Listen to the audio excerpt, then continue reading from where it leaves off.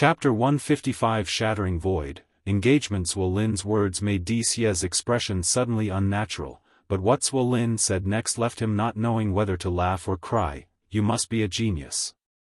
I've never misjudged anyone's talent or chi fortune. Zuolin looked smug, lifting his chin and gesturing for Xie to look at Guan, saying, "Don't be fooled by this kid's mere foundation establishment realm cultivation level. He's not simple either. In fact, my judgment has proved correct, he's now a golden list genius." Guan walked over, resignedly saying, "What sort of genius am I? Making it onto the golden list was just good luck." Zuolin pulled Guan to sit down and then had Xie and Guan introduce themselves to each other. Xie was very composed and treated Guan quite well, showing none of the airs of a guest elder.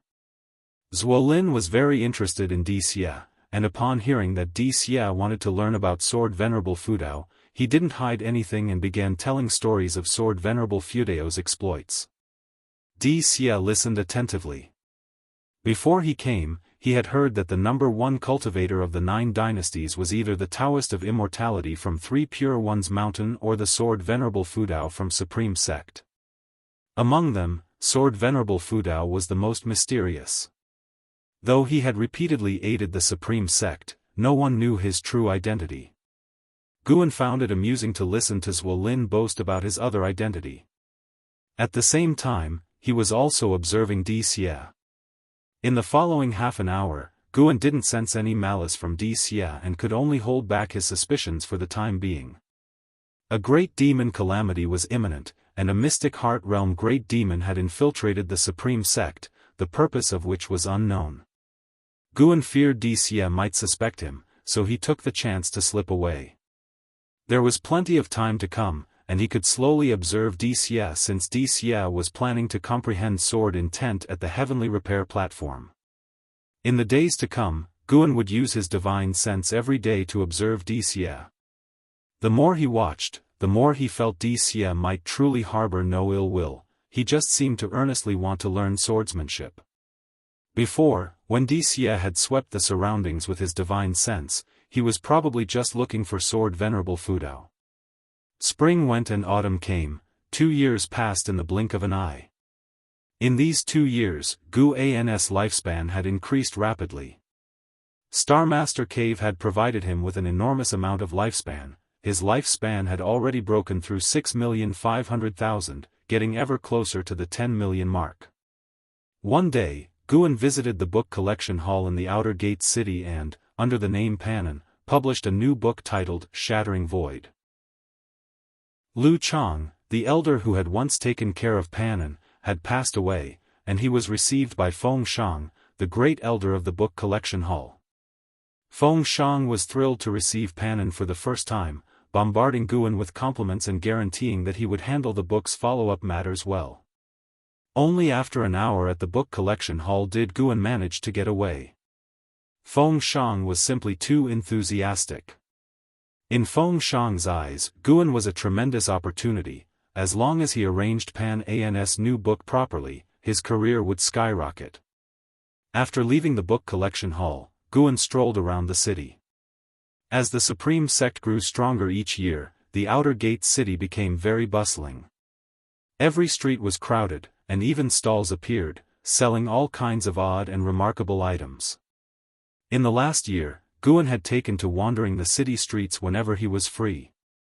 As he walked, Guan spotted a familiar face. "Du Yi." Guan approached to greet him.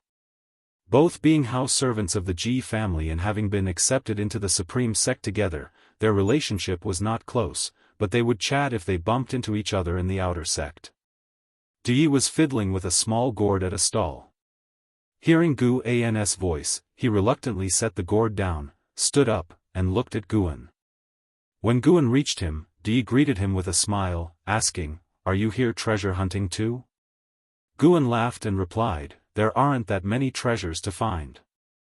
I'm just browsing and enjoying the buzz. How have you been lately?" 92-year-old Du Yi looked just over 40. He hadn't taken any youth-preserving pills when he was younger, unlike Guan, who appeared youthful. In the immortal cultivation world, not every cultivator seeks a youthful appearance, some believe that maturity conveys more presence. Don't get me started. I attempted the foundation establishment recently and failed, wasting a foundation establishment pill in the process, Dee said gloomily. He was genuinely a low-level cultivator in the immortal cultivation world, of mediocre talent, who had to do odd jobs for young masters from significant families for cultivation resources. Guan consoled him, then took out a medicine bottle with 2 foundation establishment pills inside. Holding the medicine bottle, Dee hesitated. He didn't want to accept Guan's charity, but he couldn't bear to refuse. For a low-level cultivator like him, reaching the foundation establishment was a lifelong dream. Guan smiled and said, "Don't mention it, after all, we grew up together. I hope you live a few more decades. When we're old, we can reminisce about our youth." Hearing this, Dee felt a warm sensation and remembered that he had once told Guan to seek his help if he ever encountered any troubles. If there was any way he could help, he wouldn't hesitate. Half a lifetime later, Guan had never sought his help. Instead, Dee began to owe Guan favors. Dee lightly patted Guan's shoulder, no longer refusing.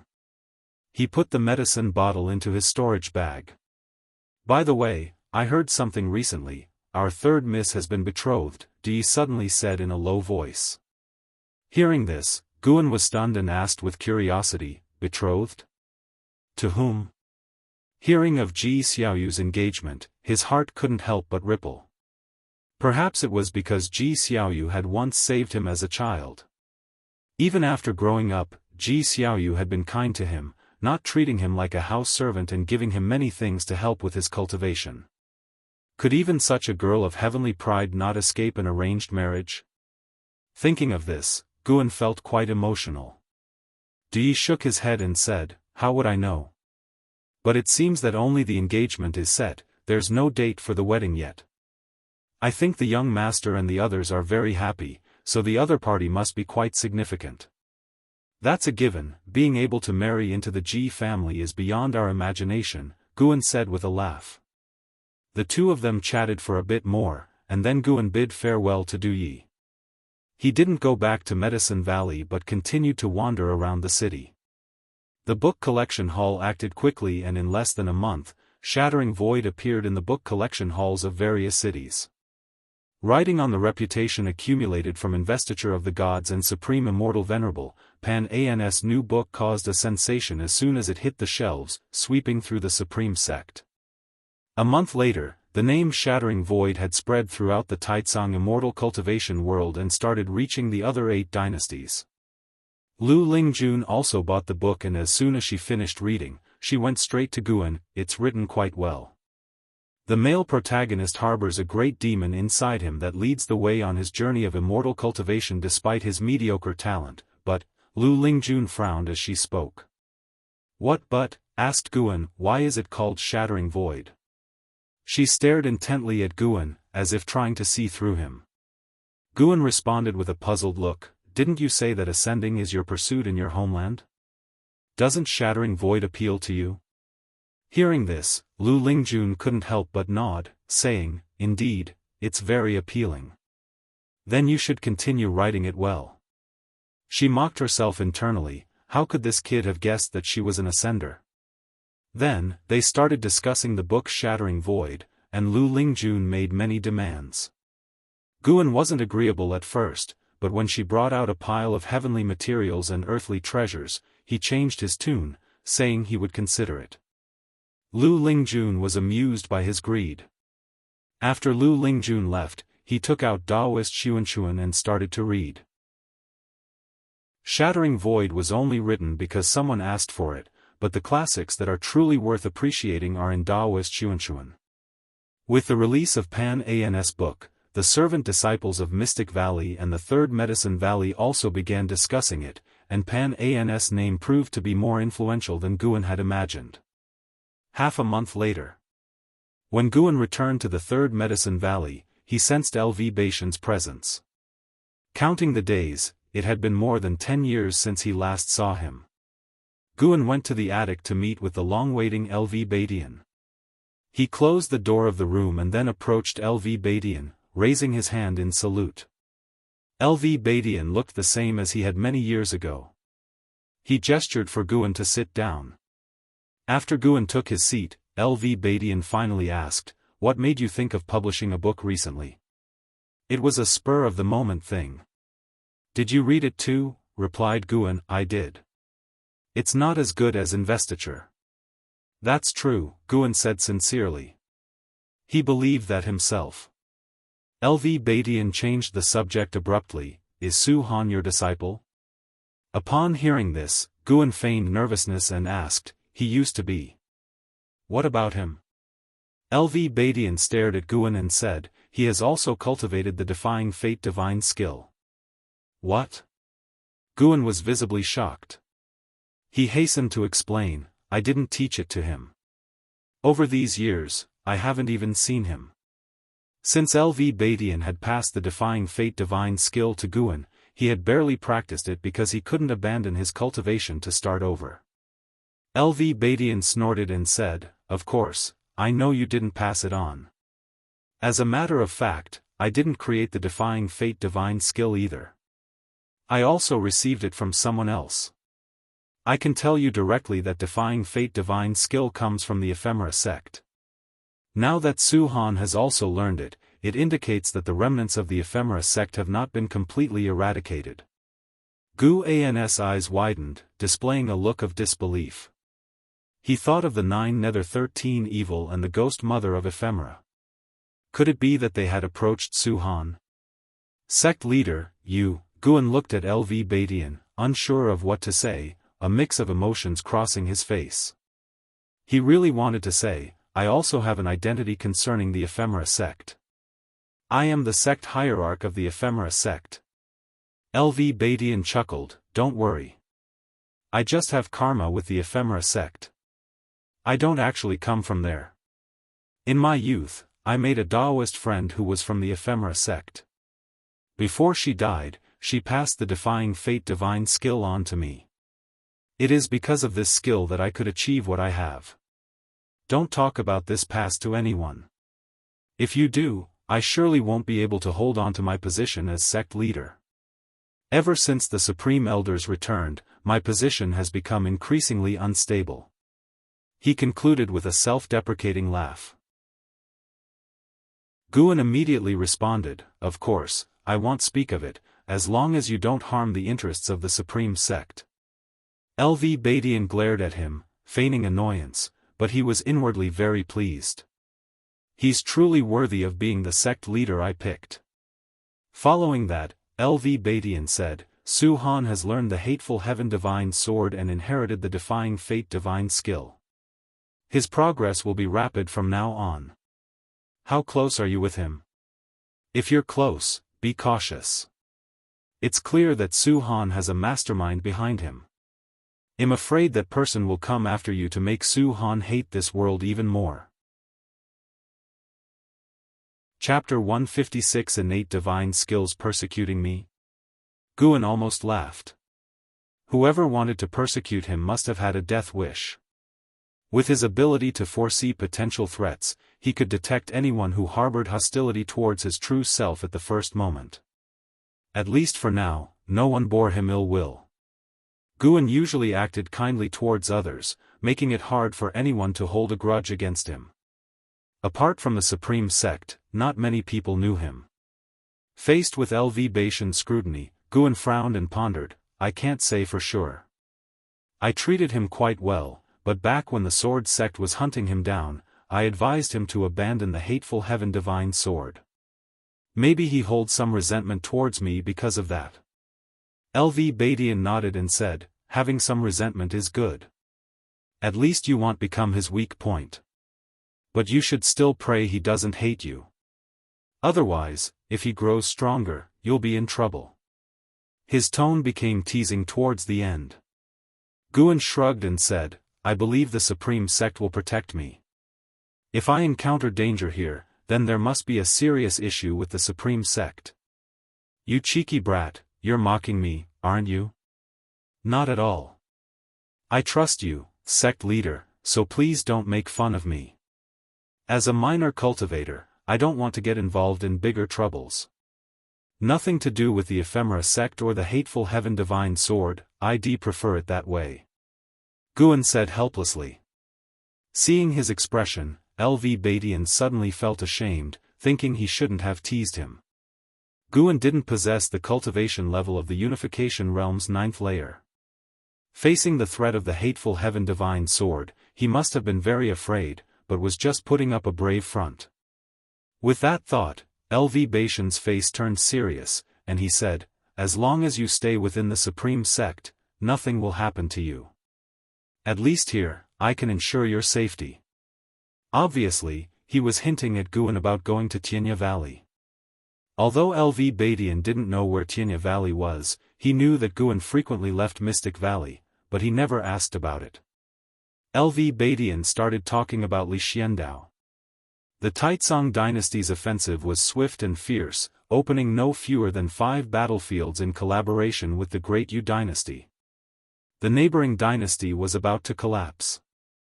LV Badian indeed didn't like Li Xiandao, but he had to admit that Li Xiandao was very skilled in employing people, always managing to find geniuses or capable generals. From Gu An's point of view, he hoped Li Xiandao could unify the 9 dynasties. Unity would better resist the demon disaster. After unification, order could be established, and the world would be peaceful for the right path. Peace in the world would also help him survive. For the lower-level cultivators, peace was also a good thing. There might be fewer opportunities, but how many lower-level cultivators could turn their fate with an opportunity?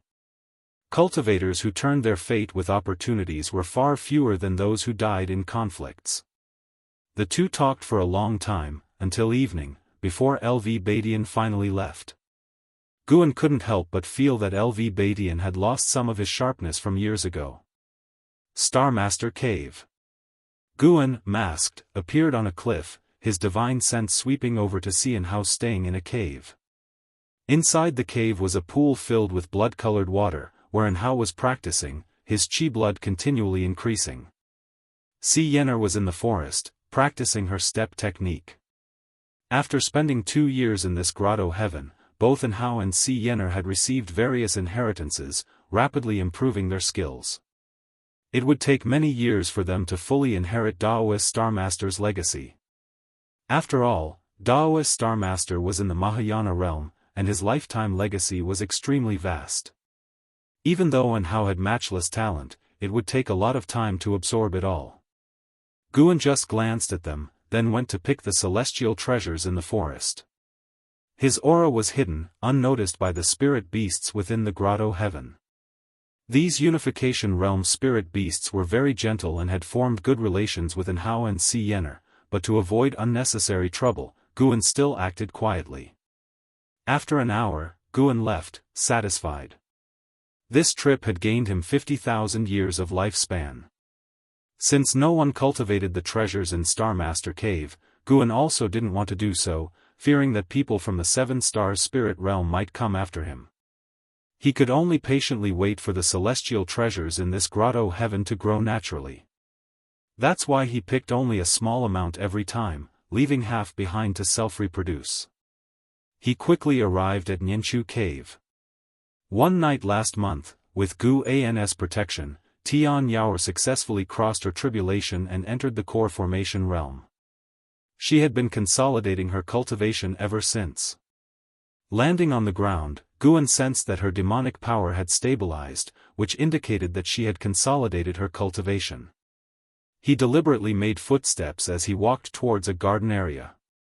Tian Yao pushed the door open and, like a gust of wind, came to Gu An's side, directly hugging his left arm, excitedly saying, "Master, my demon core has fully formed, and I've even comprehended a divine skill." Feeling the softness from his left arm, Guan marveled internally.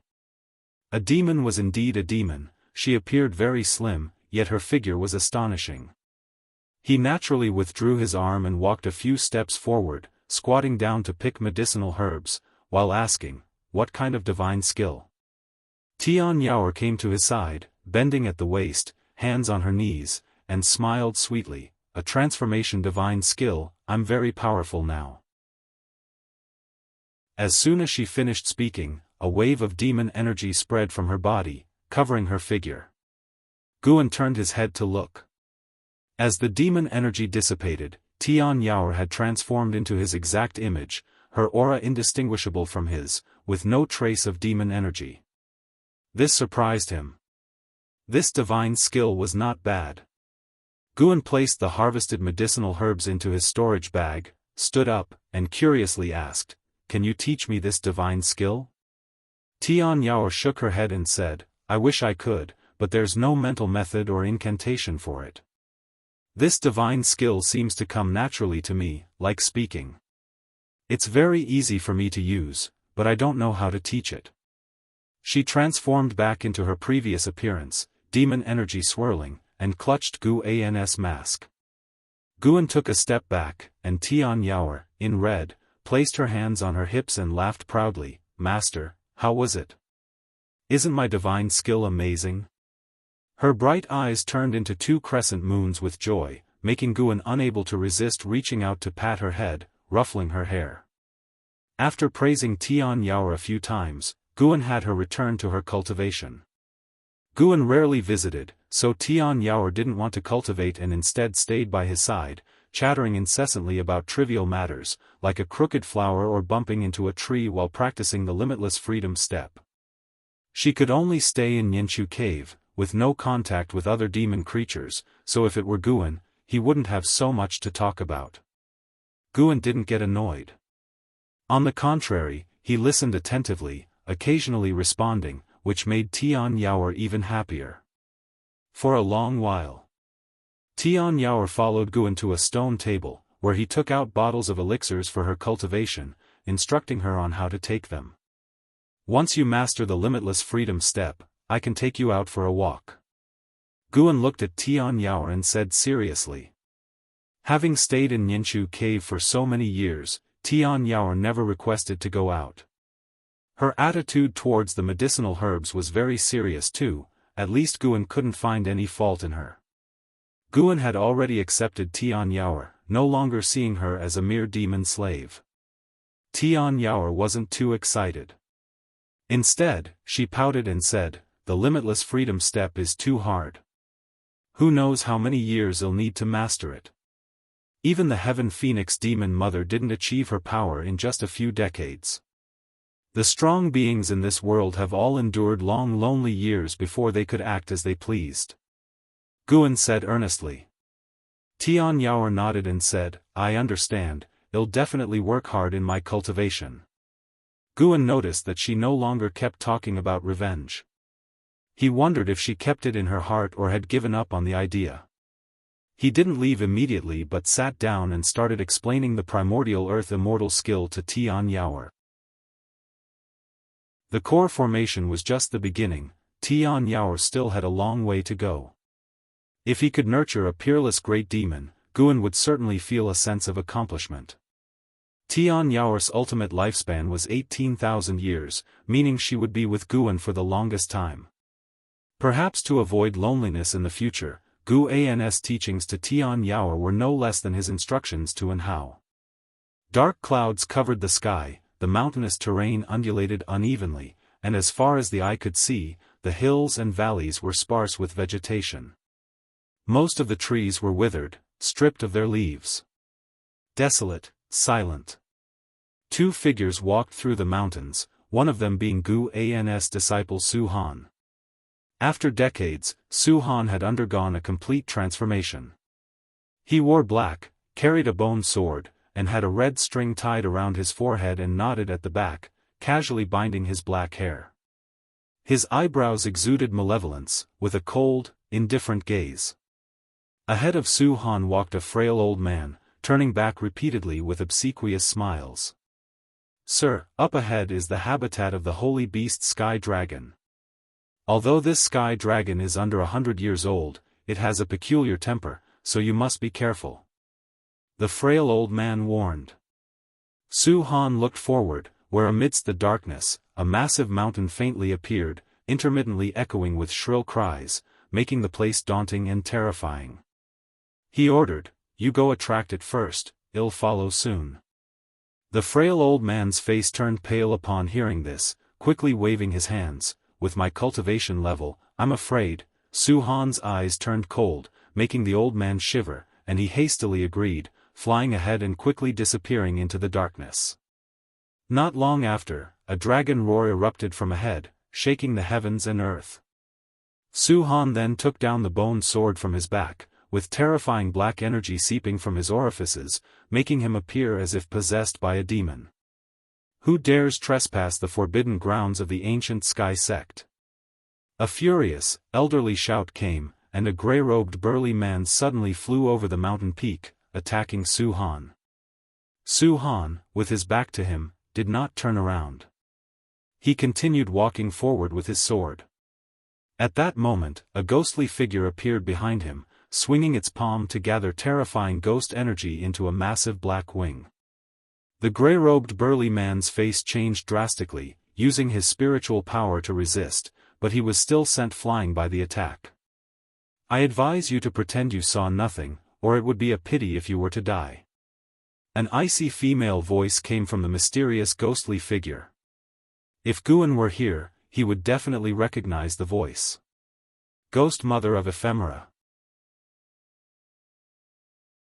Chapter 157. Different Paths. Downfall. Late at night, deep underground in the Mystic Valley, inside the 8 scenic caves. Guan was sitting under a green vine tree reading a book, leaning against the main trunk, with 2 tree vines gently massaging his shoulders. He suddenly put down the book and sat up straight. "What's wrong, Master? Was the pressure too much?" The green vine tree emitted a weak, pitiful female voice. Guan replied, "No, I just have something to attend to. I need to leave."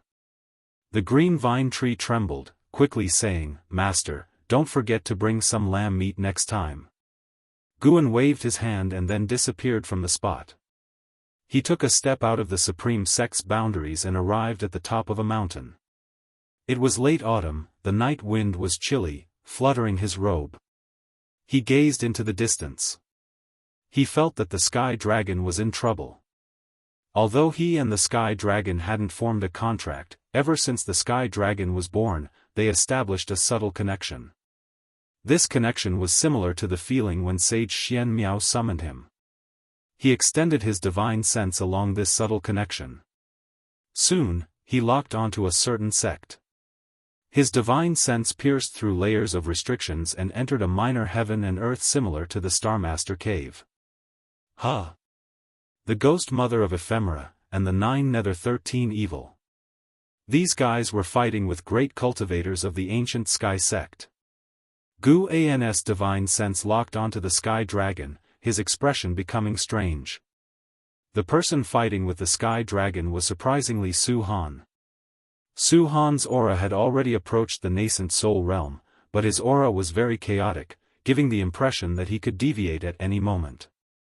The Sky Dragon, although lazy and not much of a cultivator, relied on its powerful bloodline talent. Su Han couldn't take it down quickly. The 20 Zhonglong Sky Dragon twisted its body, occasionally spewing scorching flames.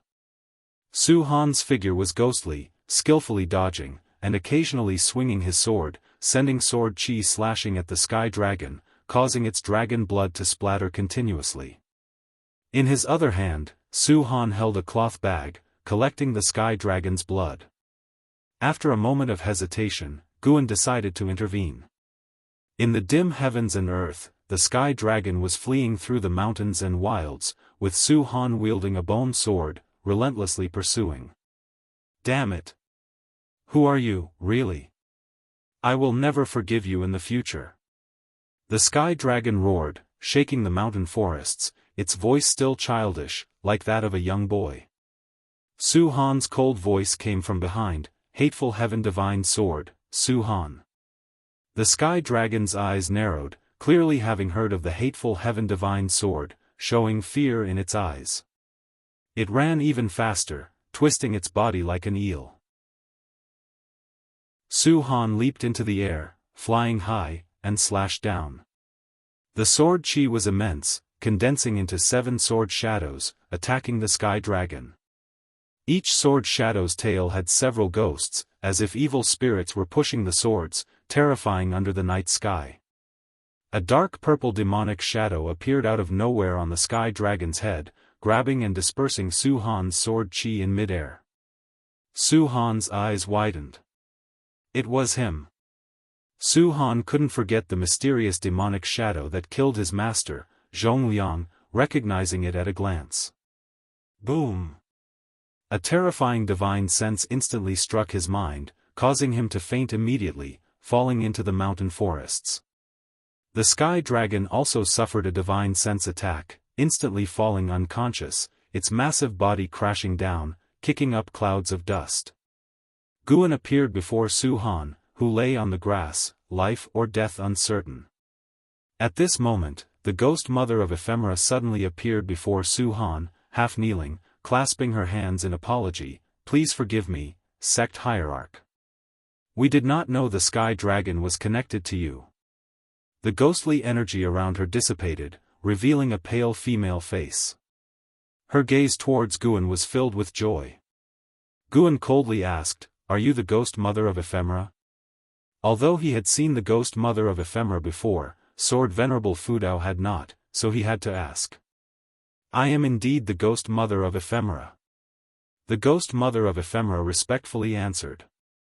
Guan continued, "The ancient sky sect is also under my protection. The sky dragon is the holy beast of the ancient sky sect. You are not allowed to seize it." By saying this, he indicated that he intervened for the sake of the ancient sky sect, not for the sky dragon. Upon hearing this, the ghost mother of Ephemera cautiously asked, "Why do you protect both sects?" Guan countered, "The Ephemera sect is already destroyed. Why don't you return to the 9 Nether Road?" The ghost mother of Ephemera replied helplessly, "We indeed wish to return, but the path back on the 9 Nether Road has been blocked by cultivators of the 7 Stars Spirit Realm. We can only escape back." The 7 Stars Spirit Realm? Hearing this, Guan became more certain that the demonic catastrophe was being driven by the 7 Stars Spirit Realm. "Is this young man your disciple?" Guan asked. The ghost mother of Ephemera looked at Guan, shrouded in demonic energy, hesitated for a moment, then said, "He is not my disciple, just a pawn. With the impending demonic catastrophe, I wanted to cultivate him to become my strength to break through the 9 Nether Road." Using Su Han to fight against the cultivators of the 7 Stars Spirit Realm within the 9 Nether Road? Guan couldn't help but feel pity for Su Han, but he had no intention of saving him. Su Han's desire for power had become an obsession. Even without the ghost mother of Ephemera, he would still go astray. In Su Han's eyes, he wasn't committing evil, but merely striving to become stronger. Guan didn't personally eliminate Su Han because he had not heard of Su Han slaughtering innocent civilians. Those who died at Su Han's hands were indeed many, but they were all people with grudges against him. Most of them wanted to remove the hateful Heaven Divine Sword but were instead killed by him. The hateful Heaven Divine Sword was Su Han's ancestral swordsmanship, so he and Guan were not true master and disciple. Guan merely provided him with some elixirs. Past ties of master and disciple had been severed. Su Han's life or death was no longer related to Guan. Guan mainly wanted to see Su Han's fate. Su Han, who had mastered the defying fate divine skill, could devour the spiritual power of other cultivators. To some extent, it was similar to Gu An's ability to seize lifespan.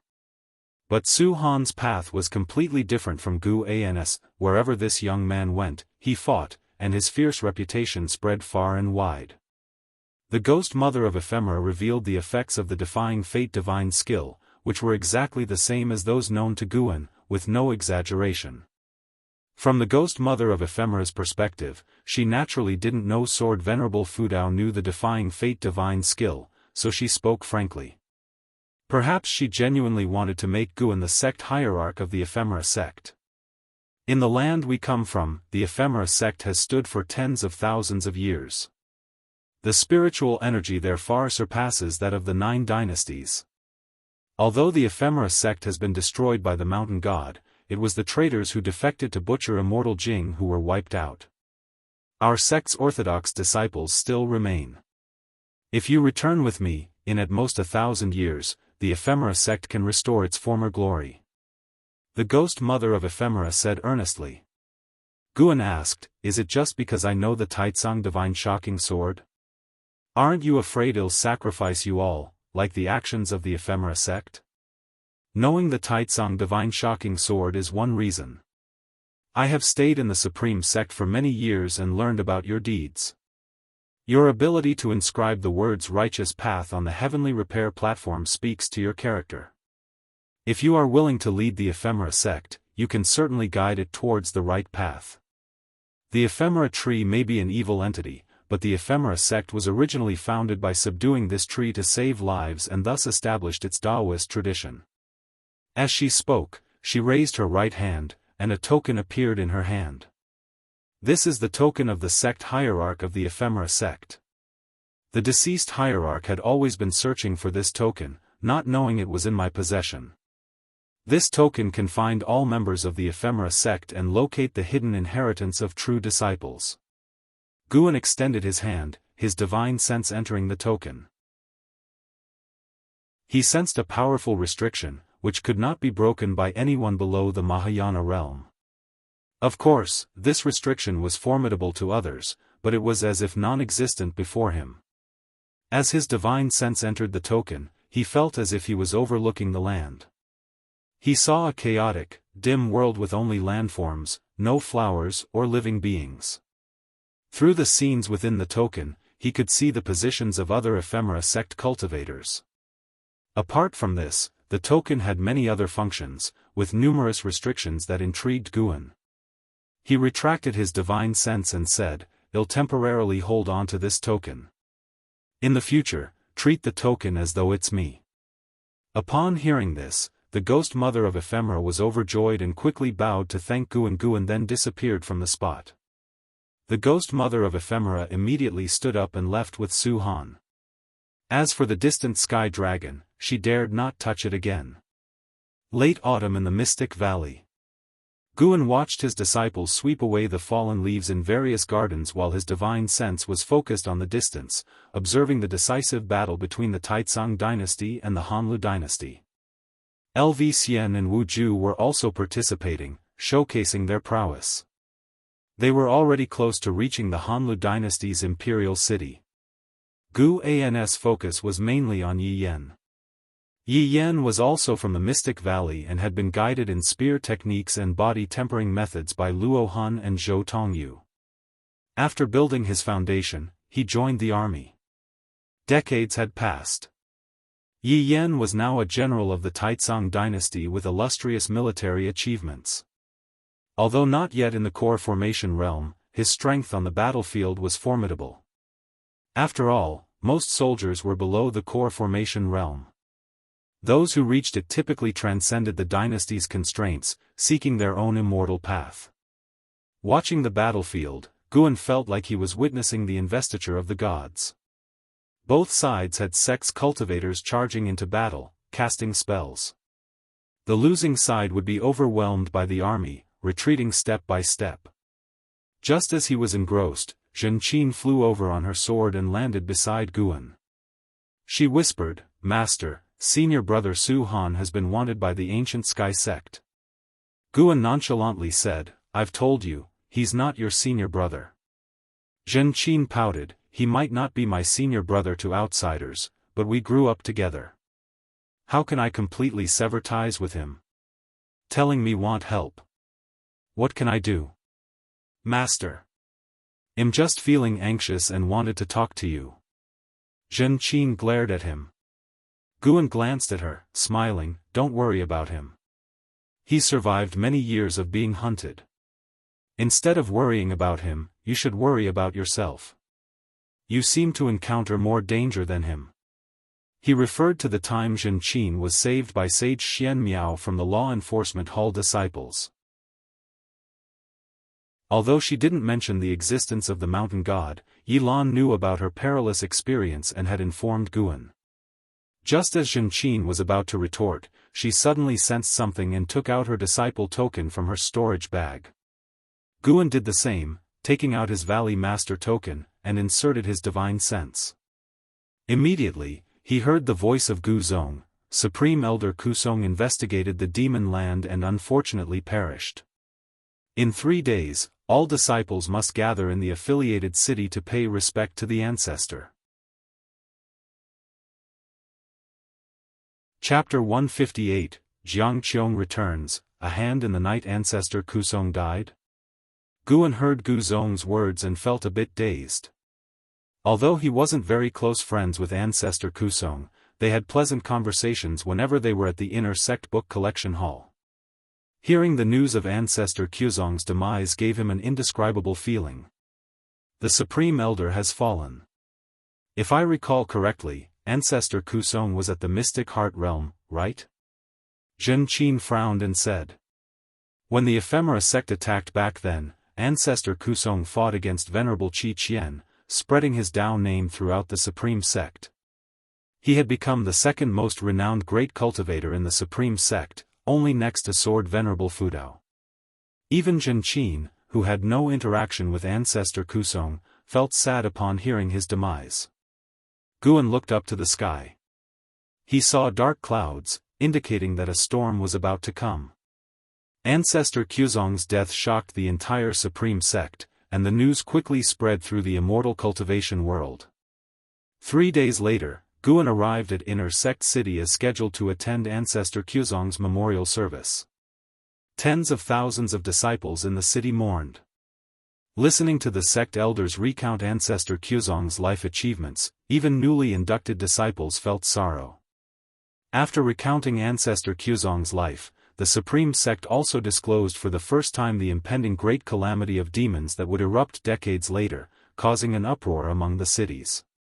In the days that followed, various sects under the Taizong dynasty also announced this matter. The peace of the immortal cultivation world was once again shattered, and all cultivators felt a sense of crisis. A Mystic Heart Realm cultivator has already fallen. This calamity is far more terrifying than the previous Ephemera sect turmoil. Autumn faded into winter. Winter snow gradually covered Mystic Valley. On this day, Guan waited early at the Mystic Valley Pavilion because he felt a familiar aura approaching.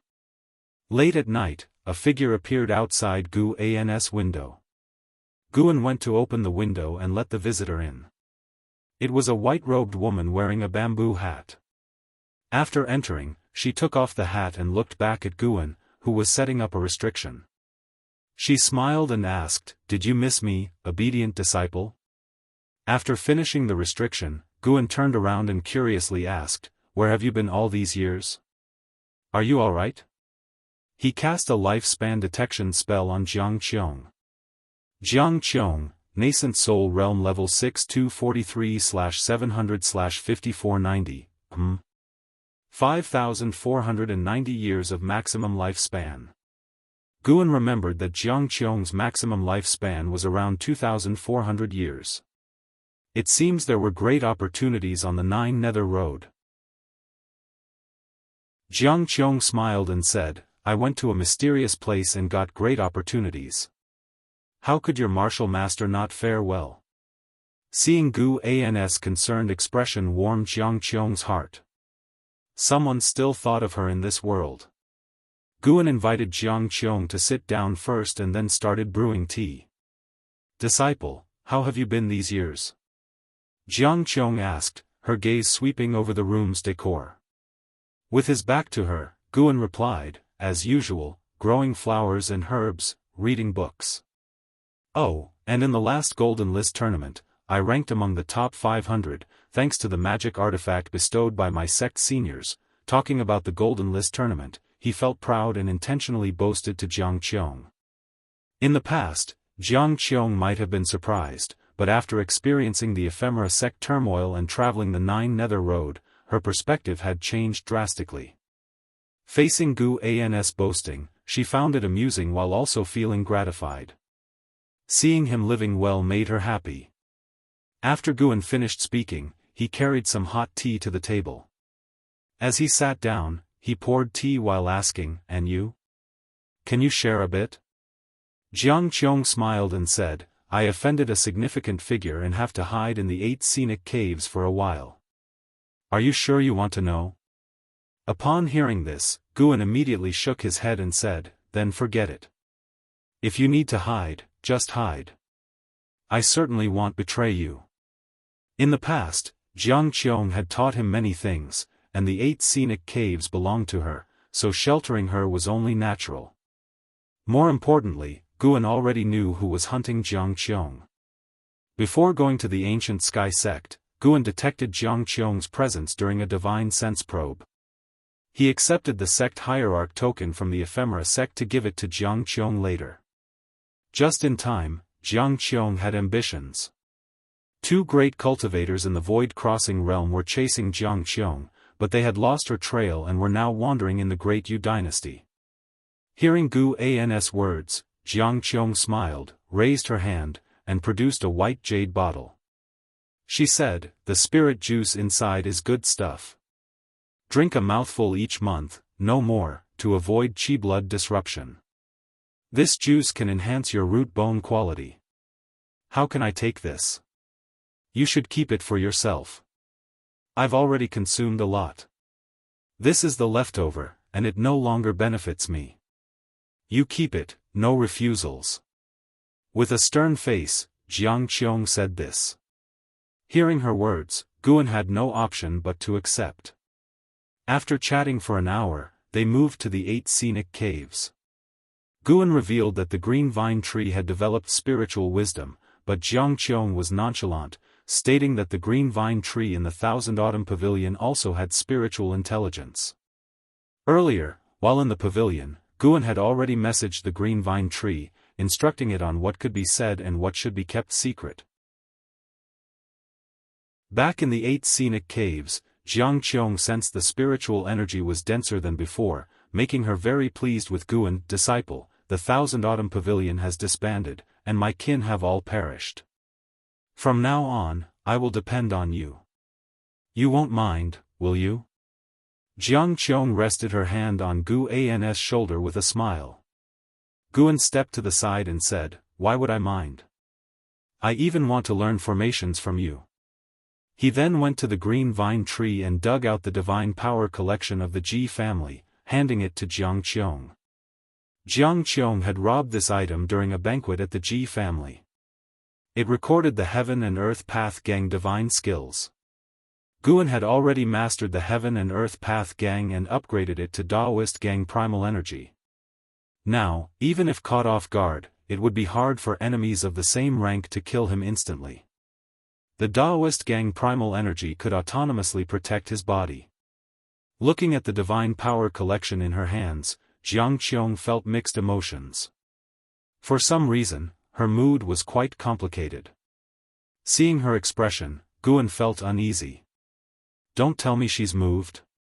He immediately found an excuse and left. Watching his departing figure, Jiang Qiong sighed and thought, "This kid is really foolish. He didn't even research it thoroughly." She could sense that the restriction on the divine power collection was intact, so she assumed Guan hadn't touched it. Such foolishness would surely lead to trouble someday. She needed to teach him. Jiang Qiong's return didn't change Gu An's life. Every 7 days, he would visit the 8 scenic caves, bringing along various medicinal herbs for her, asking her not to pick any, leaving that task to him. Jiang Qiong, aware of his habits, behaved accordingly upon returning to the 8 scenic caves. Since Guan had prepared the herbs, why should she bother? Due to ancestor Quzong's death, the atmosphere in the supreme sect was colder than in previous winters. At the year's end, a major event occurred: the Hanlu dynasty surrendered. Thus, the Taizong dynasty annexed the Hanlu dynasty, breaking the millennial 9 dynasty balance.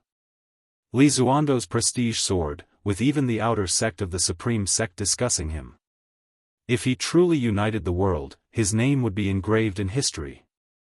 Guan heard in the outer sect that Li Xiandao had begun deploying troops against the Wuxian dynasty. This time, there were no public objections, but rather praises for Li Xiandao. Rumor had it that the Tianwei dynasty in the distant land also waged war, with the current emperor harboring ambitions no less than Li Xuando's. Significantly, ancestor Xingyan's death hadn't spread, and Tianwei made no inquiries with the supreme sect about Xizong's death, clearly determined to swallow this loss. These matters were irrelevant to Guan, he simply listened for entertainment. With the new year, Yilan and Zhenqin came to spend the festival with Guan. Guan divided the spirit juice given by Jiangqiong into 3 portions, giving them to Yilan, Zhenqin, and Xiaochuan individually, asking them not to tell anyone. Right after the spring festival, the supreme sect began recruiting disciples to explore the demon land. Facing the inevitable calamity, the supreme sect didn't want to sit idle, so they offered generous rewards to attract disciples for reconnaissance. Some disciples nearing their lives' end or faced with cultivation obstacles eagerly applied, but Guan instructed Yilan and Zhenqin not to participate. Thankfully they listened. In the following years, news about demons frequently reached the supreme sect. Demons increased across the 9 dynasties, clearly a precursor to the demon calamity. Time flew like a white steed's shadow passing a crevice.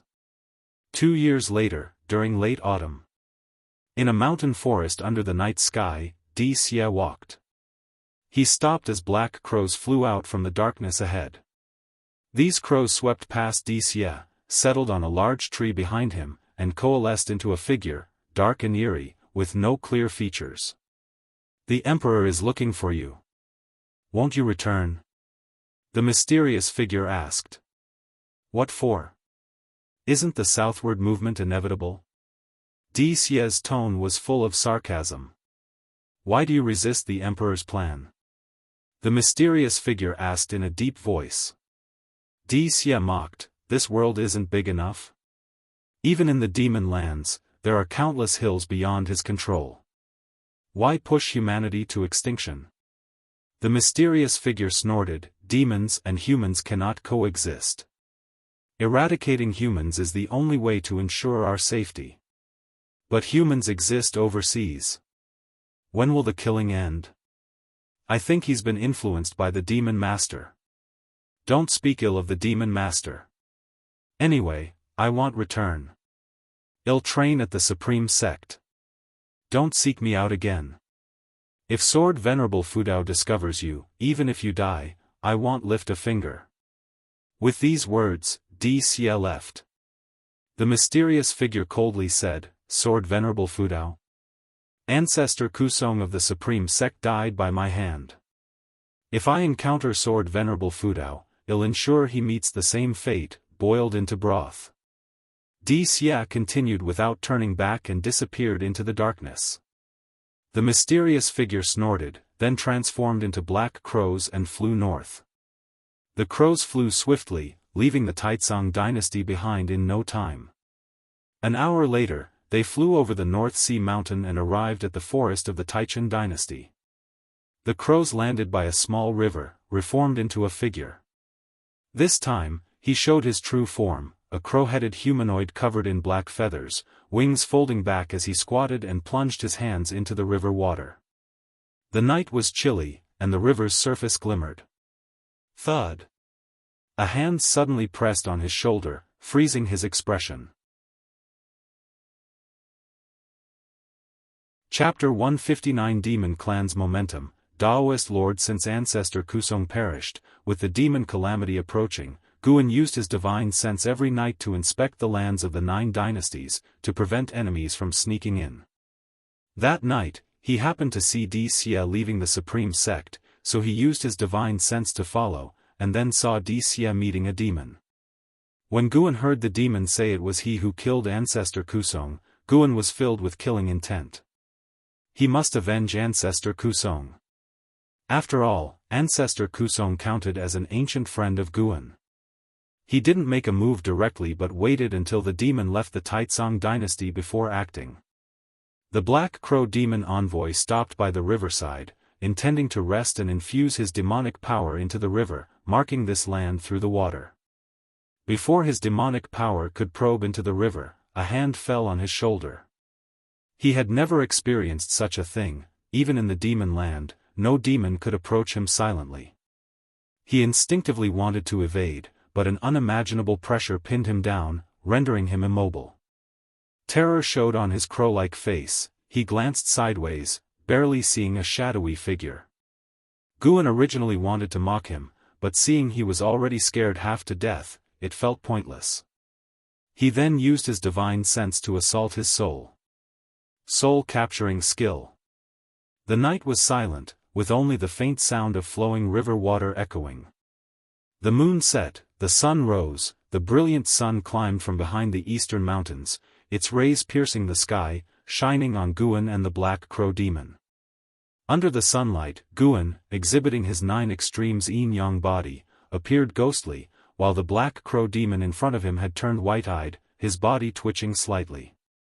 After 2 full hours, Guan retracted his divine sense, then removed the storage bag and storage ring from the Black Crow Demon, and used Taiching True Fire to burn his flesh body. A few heartbeats later, the Black Crow Demon perished, his soul disintegrated, leaving only the demon core and mystic heart, which Guan collected into his storage bag. You successfully seized 380 years of lifespan from the Black Crow Demon Envoy, 8th layer of Mystic Heart Realm. Guan then disappeared from the scene.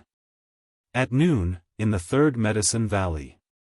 Guan walked down from the transmission array platform, heading towards the distant gardens. Along the way, the servant disciples he encountered greeted him warmly and saluted him. Now, the number of servant disciples in the 3rd Medicine Valley had reached 400. Guan did not overly covet natural treasures, and together with earnest planting, the production of medicinal herbs in the 3rd Medicine Valley was very impressive. Even compared to the inner sect's Medicine Valley, the 3rd Medicine Valley's harvest handed over to the sect each year ranked in the top 3. Thanks to this achievement, the sect was increasingly satisfied with him, continuously assigning more servant disciples. Along the way, Guan spotted an Xian, who was sweeping the ground. He immediately waved his hand, beckoning her to come over. Upon seeing this, an Xian quickly walked over and saluted upon reaching him. Having stayed in the 3rd Medicine Valley for so many years, an Xian had successfully entered the Foundation Establishment realm, thanks to the elixirs secretly given by Guan. She was very grateful to Guan. Back then, both an Hao and an Xian apprenticed under Guan simultaneously for cultivation. Now, an Hao had reached the 3rd layer of the nascent soul realm, while an Xian was only at the 1st layer of the Foundation Establishment realm. Even Guan couldn't help but sigh at the unfairness of the heavens. "Accompany me for a walk," Guan said. An Xian naturally had no objections and followed him step by step. During the harvest, Guan occasionally explained to her how to cultivate high-rank medicinal herbs, and she listened attentively. Nowadays, she was also very interested in medicinal herb cultivation. After about an hour, Guan took out a secret book and handed it to an Xian. "This skill can hopefully enhance your aptitude, don't let anyone discover it," Guan whispered, then glanced warily into the distance. Receiving the secret book, an Xian immediately beamed and said, "Thank you, Master." After so many years, she had completely trusted Guan, referring to him as Master, just like other servant disciples, but differently compared to others. In her heart, Guan had become her true master, second only to the mysterious master who once saved her. Guan patted her head, gesturing for her to continue her work. An Xian immediately saluted and turned to leave. Watching her back, Guan wore a smile on his face. He hoped that the primordial reincarnation skill could help an Xian. Even if it didn't transform her, just letting her live a few more years would be a good thing. Life in the 3rd Medicine Valley was not dull. Guan had already built a book collection hall, a tavern, and even bought some equipment for the loft area for the disciples to enjoy. He also created chess, which became popular in the 3rd Medicine Valley. After that, Guan flew towards the inner sect city, having just avenged ancestor Kusong. He wanted to chat with Elder Su Lu of the inner sect's book collection hall. Of course, he wouldn't tell Su Lu what happened this morning, he simply wanted to talk with Su Lu. He saw the tragic end of ancestor Kusong in the memories of the Black Crow Demon Envoy, which made him feel depressed. At Heavenly Phoenix Mountain, in Nianchu Cave, Tian Yao was curiously watching Guan plant a tree.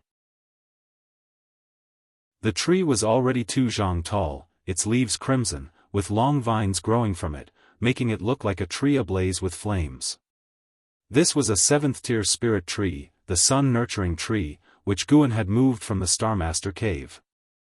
It was considered a sapling, for the sun-nurturing trees in the Starmaster Cave were 1,000 zhang tall, bearing sun-nurturing fruits that could enhance qi and blood, and even the perception of fire-attributed spiritual energy. After finishing the planting, Guan satisfactorily inspected the sun-nurturing tree. He turned and patted Tian Yao's forehead, snapping her out of her daze. "Come, I'll teach you a demon spell." Upon hearing Gu An's words, Tian Yao immediately became excited and hurriedly followed him. Guan had obtained many spells and cultivation techniques from the memories of the Black Crow Demon Envoy. He intended to teach Tian Yao the Black Crow Demon Envoy's spell to transform into a flock of black crows. It had to be said, Tian Yao's aptitude and comprehension were very high. After an hour, she could already transform into several fire crows. That's right, fire crows, not black crows. Flame-imbued crows made Guan suspect even more that she had the phoenix bloodline. The most important aspect of this spell was not the transformation, but the flight speed. Tian Yao would need to spend a lot of time to master it fully. Watching her practice the spell, Gu An's thoughts wandered. Demon Emperors, Demon Masters, 72 routes of Great Demon Kings, and the soon-to-be-revived Demon Ancestor. Even Guan, who had reached the 9th layer of the Nirvana realm, felt the pressure. The lowest cultivation level of the 72 routes of Great Demon Kings was the Mystic Heart realm, with the top 3 Great Demon Kings having stepped into the Mahayana realm. This was why the Ephemera sect did not dare to set foot in the Demon Land. And the reason the Demon Clan did not head south was not out of fear of the 9 dynasties but rather waiting for the revival of the Demon Ancestor, who would need a large amount of flesh and blood to restore his body. The people of the 9 dynasties were the food designated by the Demon Emperor. Of course, there were also mysterious great cultivators protecting the 9 dynasties. 2,000 years ago, a mysterious Mahayana cultivator heavily injured the Demon Emperor during his southern invasion, nearly causing his death. However, that great cultivator had already headed south across the sea, a fact discovered by the Black Crow Demon Envoy's subordinates, who then informed the Demon Emperor. That great cultivator came from the great Jiang dynasty's Zhangtian sect, known as the Daoist Lord. Whether he was still alive after 2,000 years remained unknown. The great Jiang dynasty was the strongest dynasty among the 9. Although the world was now in chaos, the great Jiang dynasty remained stable, and the Zhangtian sect solidified its position as the leading faction in the world by opposing the Ephemera sect. The Demon Land was vast and boundless. Besides the openly acknowledged great demon kings, who knew what else was hidden there. This made Guan more eager to reach a lifespan of 10 million years. If possible, he didn't want to escape. He wished to continue living on this land with the Supreme Sect. The death of the Black Crow Demon Envoy did not cause any impact. Xia still spent his days at the Heavenly Repair Platform comprehending sword intent. However, as time passed, demons kept increasing all over the world, causing great suffering to the common people, and the Supreme Sect issued more missions to eliminate demons. Even Yilan and Zhenqin had to join the efforts. Since their missions were within the Supreme Sect, Guan was at ease. 2 years flew by in the blink of an eye. Gu An's lifespan reached over 7.4 million years, getting closer to the 10 million mark. He used his divine sense to investigate the demon land daily. Should the demon calamity arrive prematurely, he would choose to break through early. He had already decided the location for his breakthrough. He would break through above the Southern Ocean. That day, An Hao and Si Yener left the Starmaster Cave. As they walked out of the mountain wall, they turned back, watching the cave entrance gradually disappear. "Where is your master?" I haven't seen him all these years, Xianxia asked curiously. And Hao replied, the old man is elusive, I don't know where he is either. But one thing is certain, if I encounter danger, he won't stand by and do nothing. Hearing this, he showed a pleased expression. Xianxia pursed her lips, wanting to mock him, but she held back. She couldn't forget the scene when Guan obliterated the mystic heart realm with a flick of his sleeve. Such a great cultivator, Tianwei could not afford to offend. Just then, a figure leaped out of the forest, landing swiftly in front of the two. And Hao frowned, thinking it was an ambush and prepared to fight. The newcomer was a man in Tianwei's official attire. He raised his hand in salute and said, Your Highness, I have come under the Emperor's orders to escort you. His Majesty plans to marry you to An Hao, the top scholar on the golden list. Upon hearing this, Xianxia's face turned pale, and she angrily asked, Is father insane? How can he marry me to this kind of person? And Hao originally wanted to refuse, but hearing this, he immediately retorted displeasedly, What kind of person am I? Do you think I'm not worthy of you? Then I must marry you. The two began arguing. Meanwhile, the official attire man maintained his smile, watching their argument. Far away in the Supreme Sect's mystic valley, Guan was observing them. He had no objections to An Hao and Xianxia marrying because he had long seen the budding feelings between the two. However, he remained wary of Tianwei. Should Tianwei attempt to scheme against An Hao, he wouldn't be lenient. It would be an excuse for the Taizong dynasty to annex Tianwei's territory. After the trio set off, Guan closed the Daoist Xuanxuan.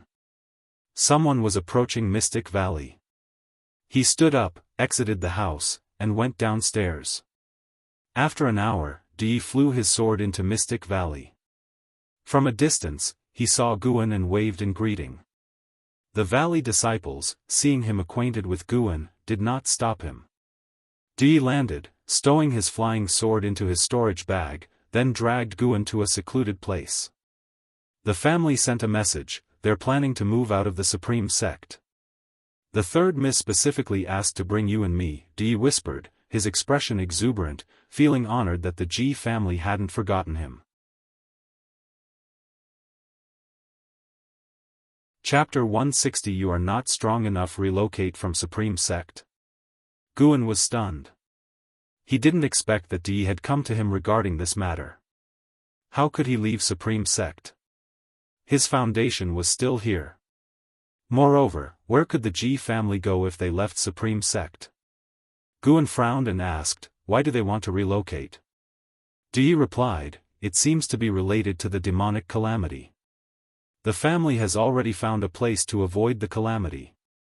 No matter what, the family is willing to take both of us. We should be grateful. Get prepared. The exact time of departure hasn't been decided yet, but when it's time to leave, don't delay. Guan shook his head and said, I can't leave. Tell the family, thank you for your kind intention, but I plan to stay and live or die with Supreme Sect. As soon as he said this, Di was stunned, his brows immediately knitted tightly.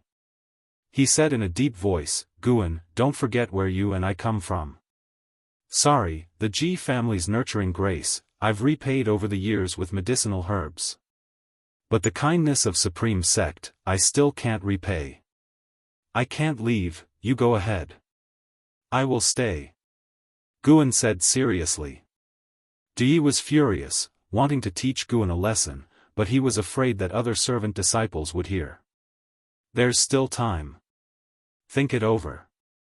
When the demons invade Taizong dynasty, you won't be able to hide even if you want to.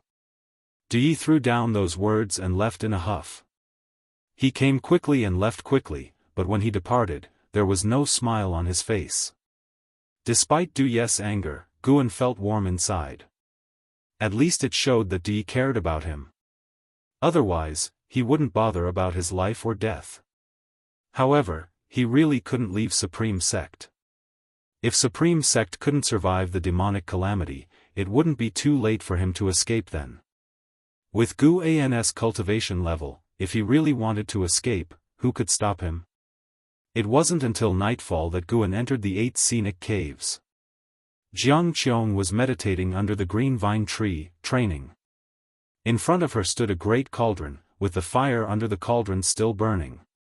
Feeling Gu An's presence, Jiang Qiong asked nonchalantly, "Why are you here? Didn't you come just a couple of days ago?" Guan approached the great cauldron, looking at the medicinal soup inside as he said, "Today, someone from the Ji family came to see me. They said they're preparing to withdraw from Supreme Sect and told me to get ready." Hearing this, Jiang Qiong opened her eyes, her beautiful brows furrowing. She asked, "Are you going to leave?" If Guan were to leave, a new disciple from Supreme Sect would surely take over Mystic Valley, which wouldn't be good for her. There was also a trace of unexplainable annoyance in her heart. "I'm not leaving. I refused. I'm just puzzled about where the Ji family can go to avoid the demonic calamity," Guan sighed. He had come to ask Jiang Qiong about this, thinking she might know. Jiang Qiong sneered, "They must be hiding in the 7 stars spirit realm. That 7 stars spirit realm is a holy land, even demons dare not invade it. I heard that the Ji family plans to marry Ji Xiaoyu to a genius in the 7 stars spirit realm. It seems to be true, the Ji family has indeed climbed high. So it was the 7 stars spirit realm." Guan looked at Jiang Qiong and asked with a frown, "Is the 7 stars spirit realm very powerful?" "Of course, it is powerful. On this land, dynasties change, and races constantly engage in wars, but only the 7 stars spirit realm has always existed." "You tell me, are they powerful?" "In a sense, the 7 stars spirit realm is the true ruler of this land. Those who pursued me were cultivators from the 7 stars spirit realm because I got to the opportunity they wanted first," Jiang Qiong sneered. Listening to her, Guan wanted to say that if she, a nascent soul cultivator, could snatch opportunities from the cultivators of the 7 stars spirit realm, then it showed that the 7 stars spirit realm wasn't that powerful. Jiang Qiong seemed to see through his thoughts and said, "The foundation of the 7 stars spirit realm is very strong. It should have a great heaven and earth no less vast than the 9 dynasties. The families inside are numerous, and their disciples are many. The ones I encountered on the 9 Nether Road were a group of young disciples out on a training mission. Those guys were all under 100 years old but had nascent soul cultivation. The 7 stars spirit realm is indeed terrifying." She showed a look of awe. Even though she was hunted by them, she had no thought of revenge because the difference in strength was too great. A great heaven and earth no less vast than the 9 dynasties? Guan grew more curious about the 7 stars spirit realm. No wonder the 7 stars spirit realm didn't intervene in the racial conflicts on the mainland. Even if the human race on the ground was wiped out, there would still be a continuation of human lineage. Later, Guan asked a few more questions. Jiang Qiong told him everything she knew. The more he learned, the more apprehensive he became of the 7 stars spirit realm. His intuition told him that after the demonic calamity, the 7 stars spirit realm might cause the next disaster. But Guan wasn't anxious. His strategy was to act only when he was absolutely sure. If he could fight, he would fight. If not, he'd retreat and live to fight another day. "Your third miss is engaged to the 7 stars spirit realm. Are you happy or unhappy?" Jiang Qiong suddenly asked teasingly.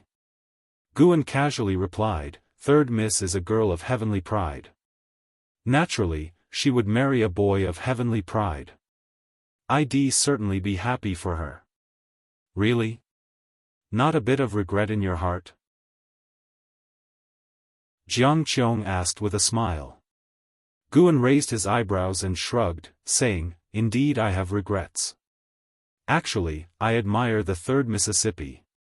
But, alas, my talent is mediocre, and I don't qualify to pursue her. Since I cannot have her, I can only console myself by wishing her well." Jiang Qiong's smile faded. She snorted coldly and said, "You do see it clearly. Correct, if status and talent don't match, affection will only harm you. Keep it up. Don't let your heart be easily moved again. Guan nodded and said, I don't need to be moved. There are plenty of female disciples in the valley. Oh? Is that why you don't like to cultivate? I mean, if I want to find a Daoist friend, it's not hard, but I don't want to. That sounds better. Martial Master has lived longer than you, and Daoist friends are unreliable. How many Daoist friends abandon each other in moments of life and death? How many schemed against their partners for personal gain? Martial Master hopes you won't have feelings for anyone lightly. Be more cautious. Martial Master is looking out for you. Did you ever have a Daoist friend? If I did, I would have died long ago. Jiang Qiong began to preach earnestly to Guan. Guan, in return, asked questions sarcastically. After more than an ancient hour, Guan finally left. Watching Guan's retreating back, Jiang Qiong thought to herself, this lad didn't even call me Martial Master. His mind is a bit wild. The tail end of summer eventually slipped away, and another autumn arrived. Guan came to Tianya Valley and noticed that there was one more person in the valley. Since Lv Xian and Yi Luyun left, the valley only had Luo Han and 3 monkey demons for company. Because of this, Guan brought lots of books for Luo Han, even a chess set. Actually, even without these, Luo Han wouldn't feel bored, since he was a cultivator. But because Guan brought them, it was easier for him to get distracted. He often cursed Guan for being sinister, but he couldn't refuse, as Daoist Zunshan's writings were indeed compelling. Guan walked down from the hillside, looking at the figure standing in front of the wooden fence from afar. Ji Ruole, Nascent Soul Realm, 8th floor 96/700/3900, Ji Ruole? Guan raised his eyebrows. He had heard of this name. He was Ji Xiaoyu's biological elder brother, taken to the main family for training when he was young. Guan had never met him, only heard about him from other house servants. He didn't expect that Li Xiandao had even roped in Ji Xiaoyu's brother. Luo Han descended from the sky, landing beside Guan. He introduced Ji Ruolai to Guan and asked, "You've heard of him, right? After all, you also come from the Ji family." Guan nodded. The two approached Ji Ruolai from behind. Ji Ruolai stared at the flowers and plants in the park, lost in thought. When Luo Han called out to him, he snapped out of it. He turned to look at Guan and Luo Han and said, "So this is the Valley Master, Guan?" Guan raised his hand in greeting and said, "Greetings, second young master." Ji Ruolai waved his hand and said, "Here, I must address you as Valley Master. His Majesty said him to assist you." The talents who came to Tianya Valley had to assist Guan, yet they could freely ask for any herbs in the valley, so Ji Ruolai was friendly to Guan. But Guan didn't need their assistance, he preferred to give them a small favor instead. "Second young master, feel free to focus on your cultivation. The trivial matters of the valley are handled by Sun Da and the others," Guan said softly with a smile.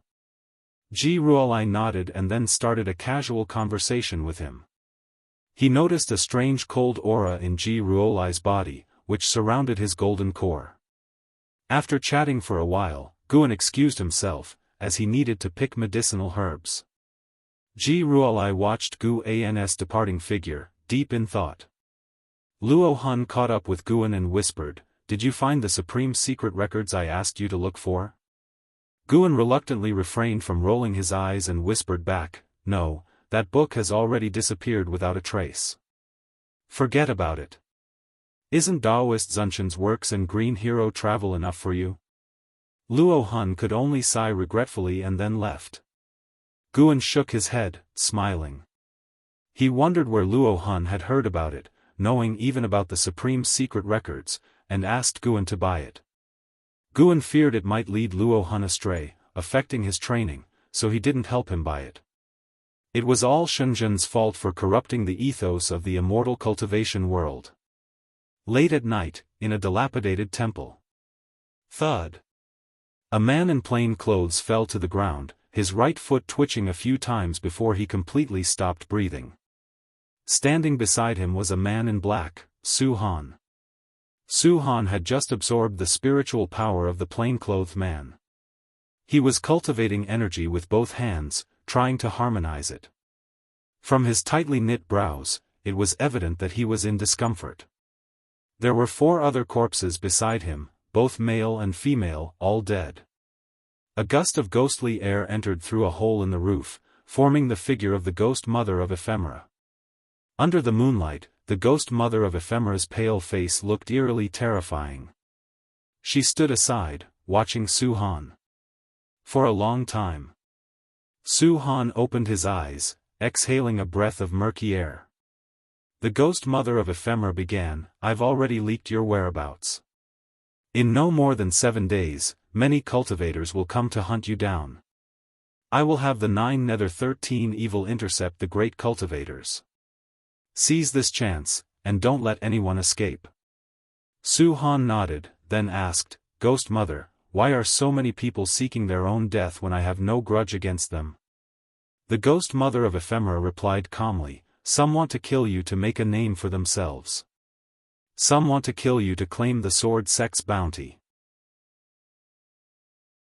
The fundamental reason they pursue you is that you're not strong enough, they think they can kill you."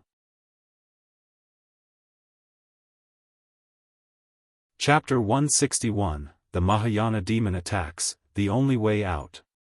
Hearing the words of the ghost mother of Ephemera, Su Han remained silent. He did not refute her because he also felt that he was weak. Along the way, he had narrowly escaped death many times, relying not on his own strength. Su Han was very clear that he was just a pawn. Like the ghost mother of Ephemera in front of him who was helping him wholeheartedly, she must have had her own motives. But he had no other choice. The time left for you is running out. The demon calamity is approaching. The defying fate divine skill can only absorb the spiritual power of cultivators, not demonic power. When the demon calamity descends, if you're unwilling to abandon your principles, it will be tough for you to become stronger as every cultivator will be busy resisting the demons, said the ghost mother of Ephemera. Upon hearing this, Su Han asked, "Are you in a hurry? What do you ultimately want me to do?" The ghost mother of Ephemera answered, "That depends on how strong you can become. It's not me who should be in a hurry but you.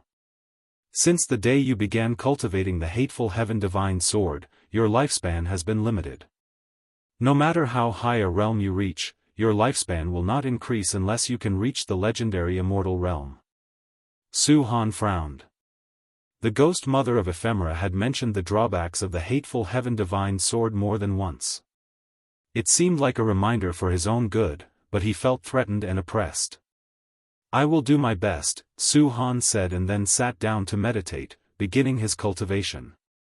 The ghost mother of Ephemera watched him for a while, then transformed into a wisp of ghostly energy and dissipated. Su Han looked up, gazing at the full moon outside. For some reason, he suddenly felt an immense sorrow and confusion. It seemed no one in the world remembered him anymore. Winter snow arrived, covering the third medicine valley in a vast expanse of white, making everything look desolate. Guan stood on the balcony, appreciating the snowy scenery while thinking about the next volume of Shattering Void. Shattering Void had become incredibly popular, and its popularity far exceeded Guan's expectations. The first 5 volumes alone had outsold the entire series of Supreme Immortal Venerable. The essence of Shattering Void was the same as Supreme Immortal Venerable, a feel-good story. But the theme of Shattering Void resonated deeply with the current mindset of cultivators across the world. With the demon calamity looming, various sects continued to send disciples out to gather information. As more intelligence came in, the whole immortal cultivation world grew increasingly oppressive. More and more people felt they were at the end of their path in cultivation. If only they could shatter the void and escape, how wonderful that would be. In the distance, a white spirit rat scampered across the snow, with Xiaochuan chasing behind it. Not only did he fail to catch it, but the white spirit rat also kicked snow into his face, amusing Guan greatly. It was hard to tell what charm this plump rat had that Xiaochuan liked it so much. Lu Lingjun walked to Guan's building, looked up at him, and said, "Valley Master, have you felt anything?" Guan lowered his eyes and asked, "Cold?" "Indeed, you could say that. There is a powerful demonic energy coming from the north. Could it be a sign that the demon calamity is about to arrive?" Lu Lingjun replied, her gaze also shifting to the north. Guan had actually sensed it long ago. A powerful demon at the Mahayana realm was moving south and was almost at the territory of the 8 dynasties. He did not intervene. He wanted to see if there were any hidden experts in the territory of the 8 dynasties. When the demon calamity erupted, he couldn't rely on his strength alone to turn the tide. Apart from the danger, doing so would draw too much hatred, making it easy for the 7 stars spirit realm to target him. Although Guan's divine sense could cover the 9 dynasties' territory, the world was vast, and some people always managed to hide, like the Starmaster Cave, which he hadn't discovered with his divine sense before. Guan asked, "If the demon calamity descends, what will you do?" Lu Lingjun replied, "Naturally, I will fight alongside the supreme sect, but if we are overpowered and see no hope, I will head south to seek an immortal fate." Having ascended for so many years, she had a deep understanding of this world. Since ancient times, when great cultivators hit bottlenecks, they would venture south. Even though the seas were more perilous than the demon lands, there were still those who pressed on without hesitation. As an ascender, Lu Lingjun naturally would not perish with the supreme sect. Guan nodded slightly, not making any comment. Lu Lingjun looked at Guan and asked, "What about you, Valley Master?" Guan feigned hesitation and said, "I will diligently plant medicinal herbs and contribute my strength. If the supreme sect were to fall, then I would take my own life to avoid being devoured by demons." Hearing this, Lu Lingjun rolled her eyes at Guan, thinking he was hopeless. Guan chuckled and didn't continue the topic to prevent panic among the other servant disciples. However, how would the immortal cultivation world deal with the impending Mahayana realm demon? The snow kept falling incessantly as if it wanted to bury the world. Night fell. Guan arrived at Ninshu Cave in Heavenly Phoenix Mountain. As soon as he entered, he saw Tian Yaoer crouching by the medicine cauldron, warming herself by the fire, hugging her knees, shivering, even burying her head. Guan walked towards Tian Yaoer, deliberately making footstep sounds, causing Tian Yaoer to lift her head. Seeing Guan, she immediately beamed and rushed towards him, hugging him. "What's the matter with you?" Seeing that she was really frightened, Guan did not push her away but asked concernedly. Tian Yaoer buried her head in Guan's chest and whispered, "I'm scared. It feels like something terrifying is approaching." She clung tightly to Guan's waist, afraid he would leave. Guan patted her shoulder and comforted her, saying, "Don't be afraid. That creature isn't heading towards Heavenly Phoenix Mountain. It's far away from us." Upon hearing this, Tian Yaoer looked up and cautiously asked, "Really? Really? Besides, haven't I come to stay with you? But you can't even defeat the demon mother.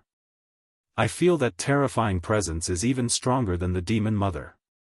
Indeed, I can't defeat it, but I will take you along and flee if we have to. Then don't lie to me. If you are going to leave here, you must take me with you." "I won't lie to you," Guan assured her.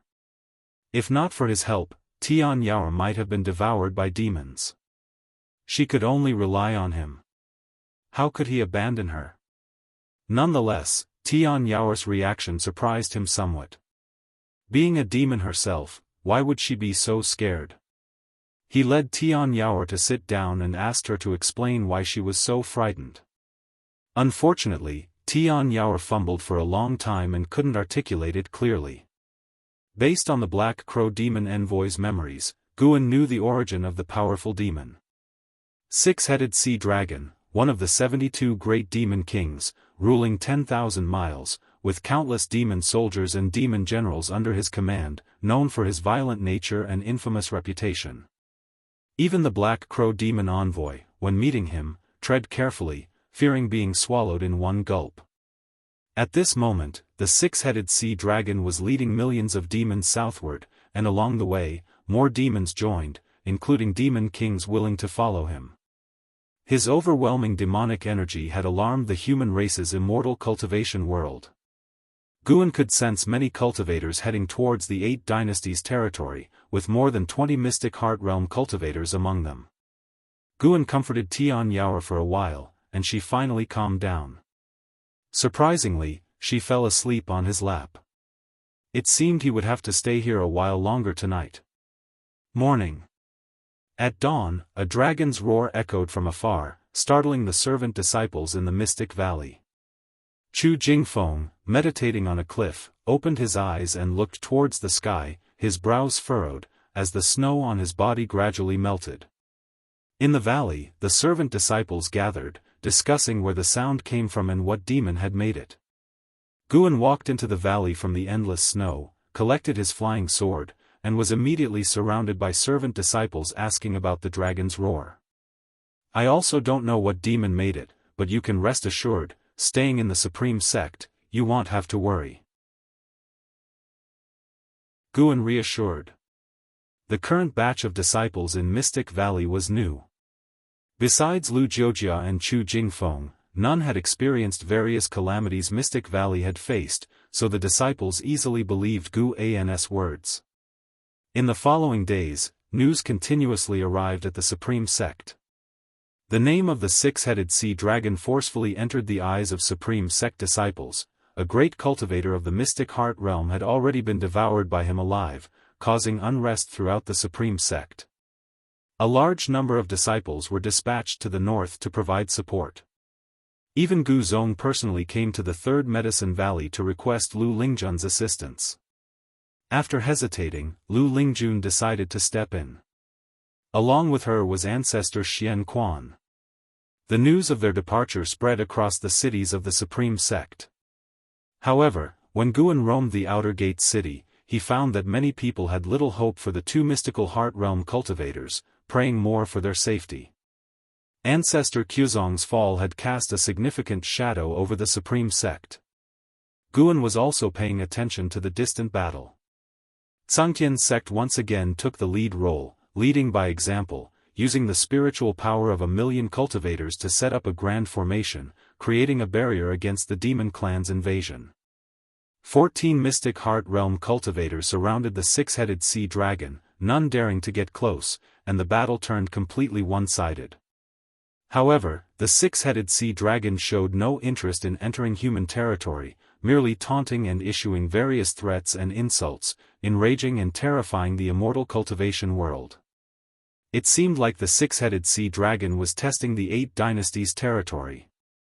Perhaps fearing the Daoist lord of Zhangtian sect, or possibly wary of the mountain god. Early the next morning, Lu Lingjun and ancestor Xian Quan joined the war. Guan watched throughout, to prevent their deaths. Facing the powerful six-headed sea dragon, Lu Lingjun and Xian Quan were soon defeated and fled back to the human territory to recover their injuries. Guan felt that Lu Lingjun was purposely underperforming, intentionally getting injured, and then retreating. Perhaps she too believed that fighting to the death was a real possibility of dying. The less the six-headed sea dragon invaded human territory, the more Guan suspected there was a stronger demon behind him. Di Xie's father, the Demon Emperor. That Demon Emperor ruled over the demons and monsters of the demon land. Perhaps this was a test he arranged. Several days later, Guan arrived at the Outer Gate city, witnessing a complex scene. He saw the vast heavenly repair stone with tens of thousands of disciples meditating on it. Gu Zong even sat under the words, righteous path, forcing those meditating on sword enlightenment to leave the platform. Di Xie had come down. Seeing Guan, he approached and sighed, the Northern Territory is in crisis. The sect is pleading for Sword Venerable Fudeo's assistance. Guan worriedly asked, a great cultivator of the mystic heart realm has already fallen. Would relying solely on sword Venerable Fudao be enough? Xie sighed, maybe not, but what else can we do? Being a demon himself, he understood the strength of the demon land deeply. With a compassionate tone, he said, this calamity is inevitable. Perhaps the sea is the only way.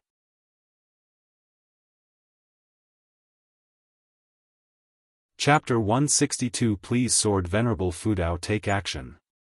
Guan could only sigh along with Xie when he heard his words. Escape to the ocean? What a joke! Guan didn't know what was on Xie's mind, but he felt that after the extermination of the 8 dynasties' human race, the next to suffer would be the demons. The previous legends had already proven this. When the land was covered by demons, powerful cultivators would come. Using humans to feed demons, using demons to feed humans? By making some adjustments, it wouldn't be fratricide, and the Holy Land would still be revered by both races. Guan chatted with Xie half-heartedly, his eyes never leaving the heavenly repair platform. He was also weighing whether to make a move. After all, he was still quite some time away from the critical point of 1,000,000 years of lifespan. If he broke through now, he would certainly break through to a higher realm, but he wanted to unlock the next lifespan function even more. He feared that his intervention might accelerate the process of the Great Demon Calamity. The Great Jiang Dynasty, here in the northernmost part of the 8 dynasties, was a land of towering mountains and precipitous ridges, full of world-renowned wonders.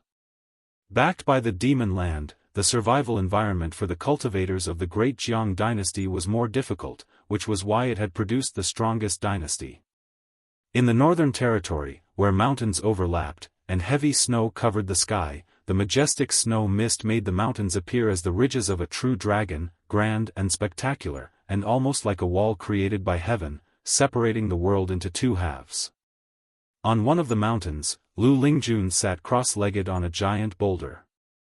The spiritual power emanating from her kept the surrounding snow mist at bay, forming wisps of white smoke rising into the air.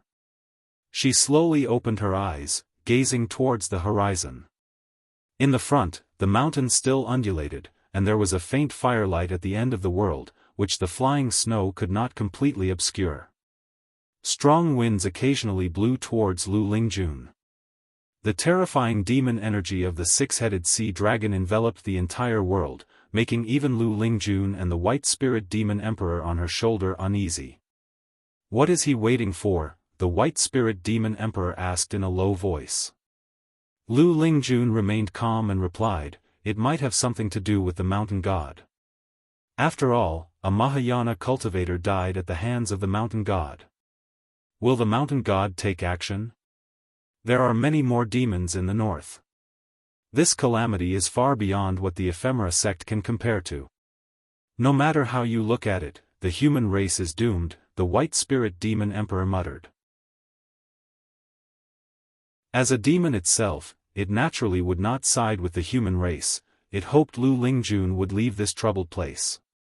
Lu Lingjun remained silent, looking into the distance, her thoughts unknown. The white spirit demon emperor couldn't help but urge, Lingjun, why not head south? Perhaps the ocean isn't as dangerous. Lu Lingjun wistfully said, do you remember when the Supreme Sect's cultivators protected me during my breakthrough? Upon hearing this, the white spirit demon emperor opened its mouth but finally said nothing. It understood Lu Lingjun too well. If Lu Lingjun wasn't so sentimental, would it have followed her? The white spirit demon emperor's snake head lowered, and it said sullenly, then let's see how powerful the mountain god is. By the way, the Supreme Sect still has a sword Venerable Fudao, he should take action. Screech, a piercing dragon roar echoed through the sky, snow mixed with a fishy wind rushed forward, and the mountains beneath Lu Lingjun trembled. 10,000 miles away. War was raging, the land was charred, lava flowed among the scorched earth, firelight floated between heaven and earth, and mountains were flattened, leaving behind giant holes in the remaining peaks. Numerous cultivators hovered in the sky, with various grand formations spanning the heavens. The land was divided into 2 by an abyssal rift, with human race cultivators casting spells on one side and demons and ghosts crammed along the cliff edge on the other, their faces twisted in ferocity, their roars and howls turning the land into a hellscape. A terrifying giant demon stood behind the endless hordes of demons, his towering body cloaked in black armor, with sharp fangs on his shoulder guards resembling mountain peaks, and heads hanging from his belt, all of them great demons' heads. His body was humanoid, soaring 1,000 feet high, with his neck reaching into the clouds, and 6 sea dragon heads looming amidst the cloud cover, with pairs of blood-red eyes seemingly peering from the abyss, instilling terror amongst those who saw them. He was the 6-headed sea dragon, a peerless great demon, fearsome across the demon land. On his shoulder was a small figure shrouded in pitch-black demon energy, revealing only a goat head with eyes red like blood beads. Great King, it appears the human race has no Mahayana cultivators, and that so-called mountain god doesn't dare cause trouble, the goat-headed demon said, its voice reaching the 6-headed sea dragon's ears. Upon hearing this, a terrifying pressure erupted, sending the demons in front fleeing in panic, making way for the 6-headed sea dragon. In the face of the mountain-sized 6-headed sea dragon, most demons were as insignificant as ants. As the 6-headed sea dragon stepped forward, ghostly energy surged, forming countless seductive female ghosts, whose laughter gathering together, caused disorientation among the distant human race cultivators. The 6-headed sea dragon is coming. A burly man in a gray robe roared in anger, his voice thunderous. The Zhangtian sect master, Liang Zhanghai, flew to the front of the formation, raising his long sword high and shouting angrily, "Disciples of the Zhangtian sect, follow orders, take your elixirs and fight to the death." As his voice fell, 1,000,000 Zhangtian sect disciples without hesitation took out their elixirs, which were dark brown. After consuming them, their spiritual power surged, blood energy emanated from their bodies, their faces turned blue with bulging veins, and their eyes were bloodshot.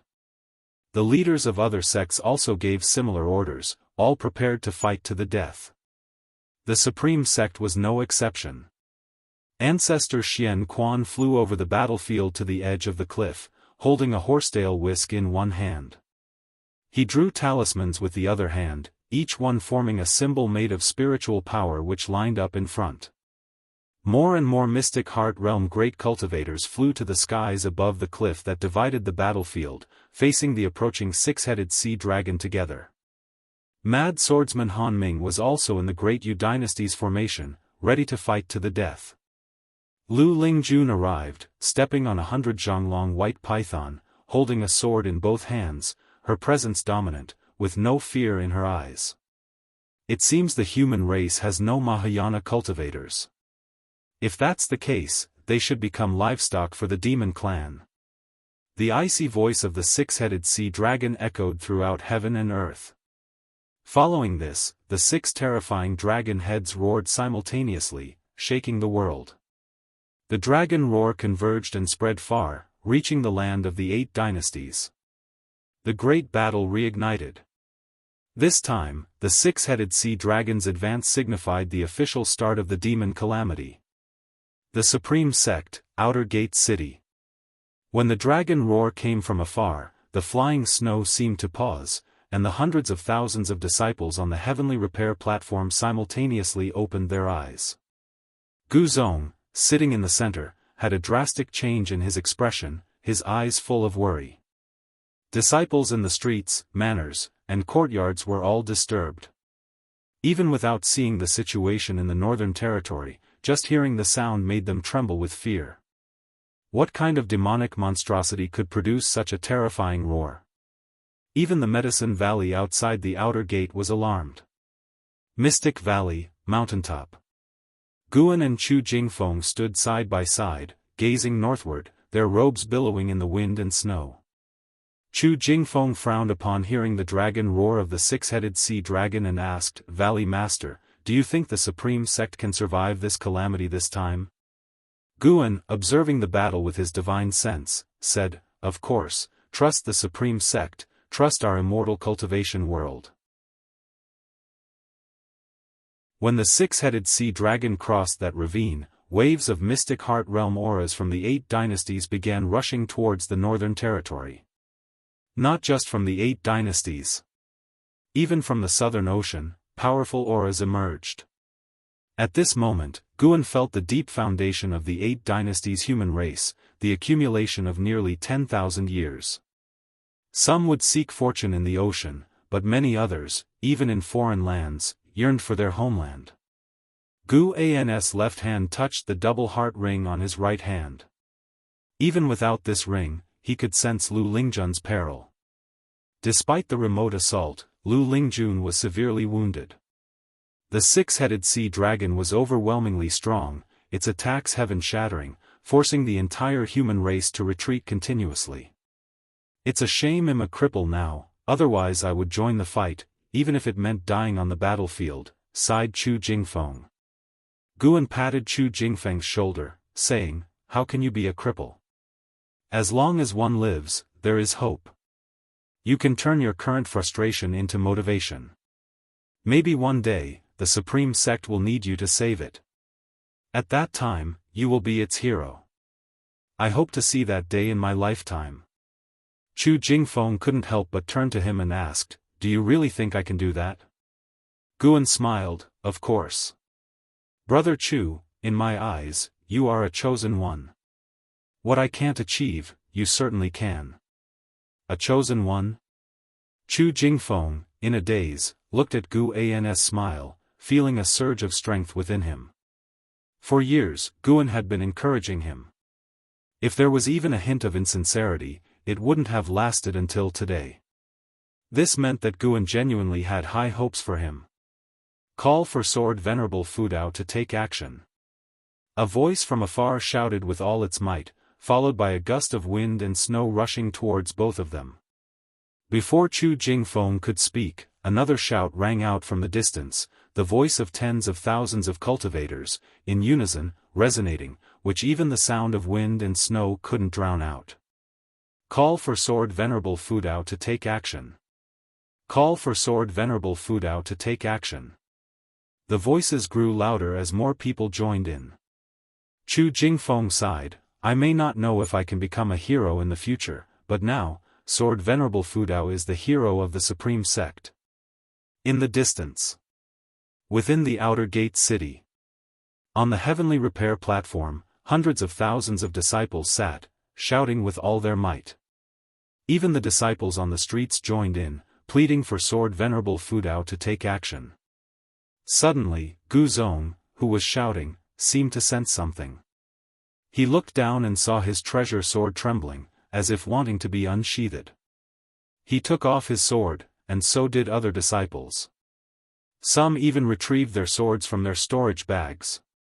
On the streets, disciples paused, looking in amazement at the swords at their waists or in their hands. All the swords were trembling, and they felt a mighty sword intent enveloping them. Could it be? The Supreme Sect cultivators' hearts filled with a daring speculation.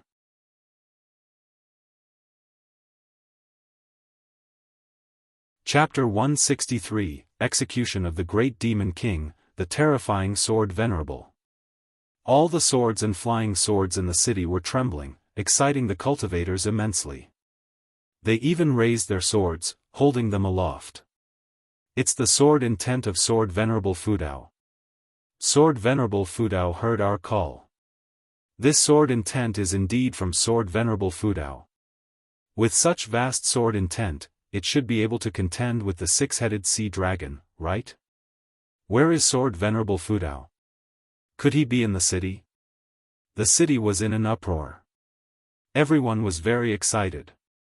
Clang! The sound of swords being drawn suddenly overshadowed the clamor of voices.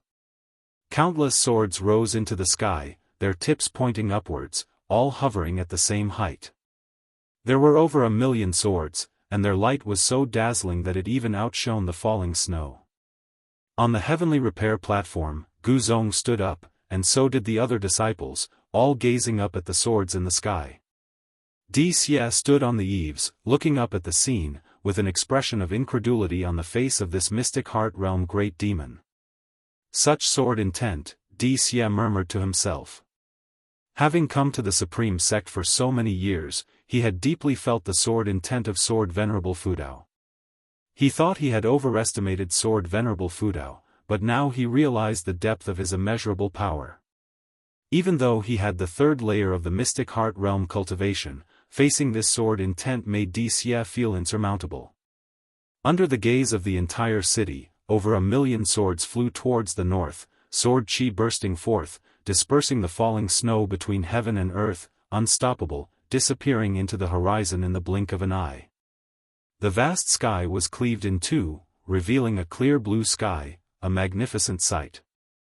Gu Zong's hair was blown askew by the strong wind as he looked towards the direction of the departing 1,000,000 swords, a smile appearing on his face, no longer with a frown as before. Six-headed sea dragon, can you withstand the strongest sword of the supreme sect? Great Jiang dynasty, northern territory. Endless cultivators flew towards the north like a rain of arrows, a magnificent sight that scattered the falling snow in the sky. Looking in the direction they were flying, thousands of miles away, on the demon battlefield, the six-headed sea dragon had already leaped over the bottomless canyon. Countless demonic creatures leaped over the canyon, following him to massacre the territory of the human race. The six-headed sea dragon grasped a great cultivator of the mystic heart realm in his hand. No matter how the cultivator struggled, he couldn't break free from his grasp. Thousands of feet away, numerous great cultivators of the mystic heart realm kept casting spells, but unfortunately, their spells and divine skills did not cause any harm to the six-headed sea dragon, not even breaking through his armor. Rocks fell like a meteor shower, striking the demonic army, yet the six-headed sea dragon had no intention of protecting his subordinates.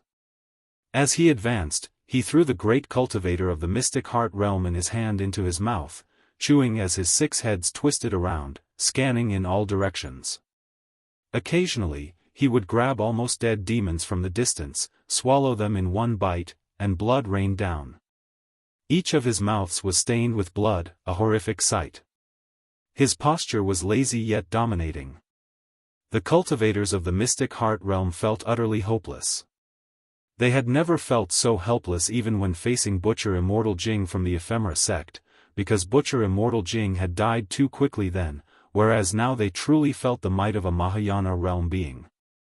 Lu Lingjun stood on the back of the white spirit demon emperor, her hair disheveled, her right shoulder bleeding profusely, blood bubbling constantly. She looked at the six-headed sea dragon from afar with eyes full of unwillingness. We can't move him at all. If this continues, we could end up in his mouth any time. The white spirit demon emperor said despondently, without any of the bearing of a unification realm being. It now only wanted to flee from this place. Lu Lingjun took a deep breath, knowing that continuing the battle was hopeless and would only lead to pointless sacrifices.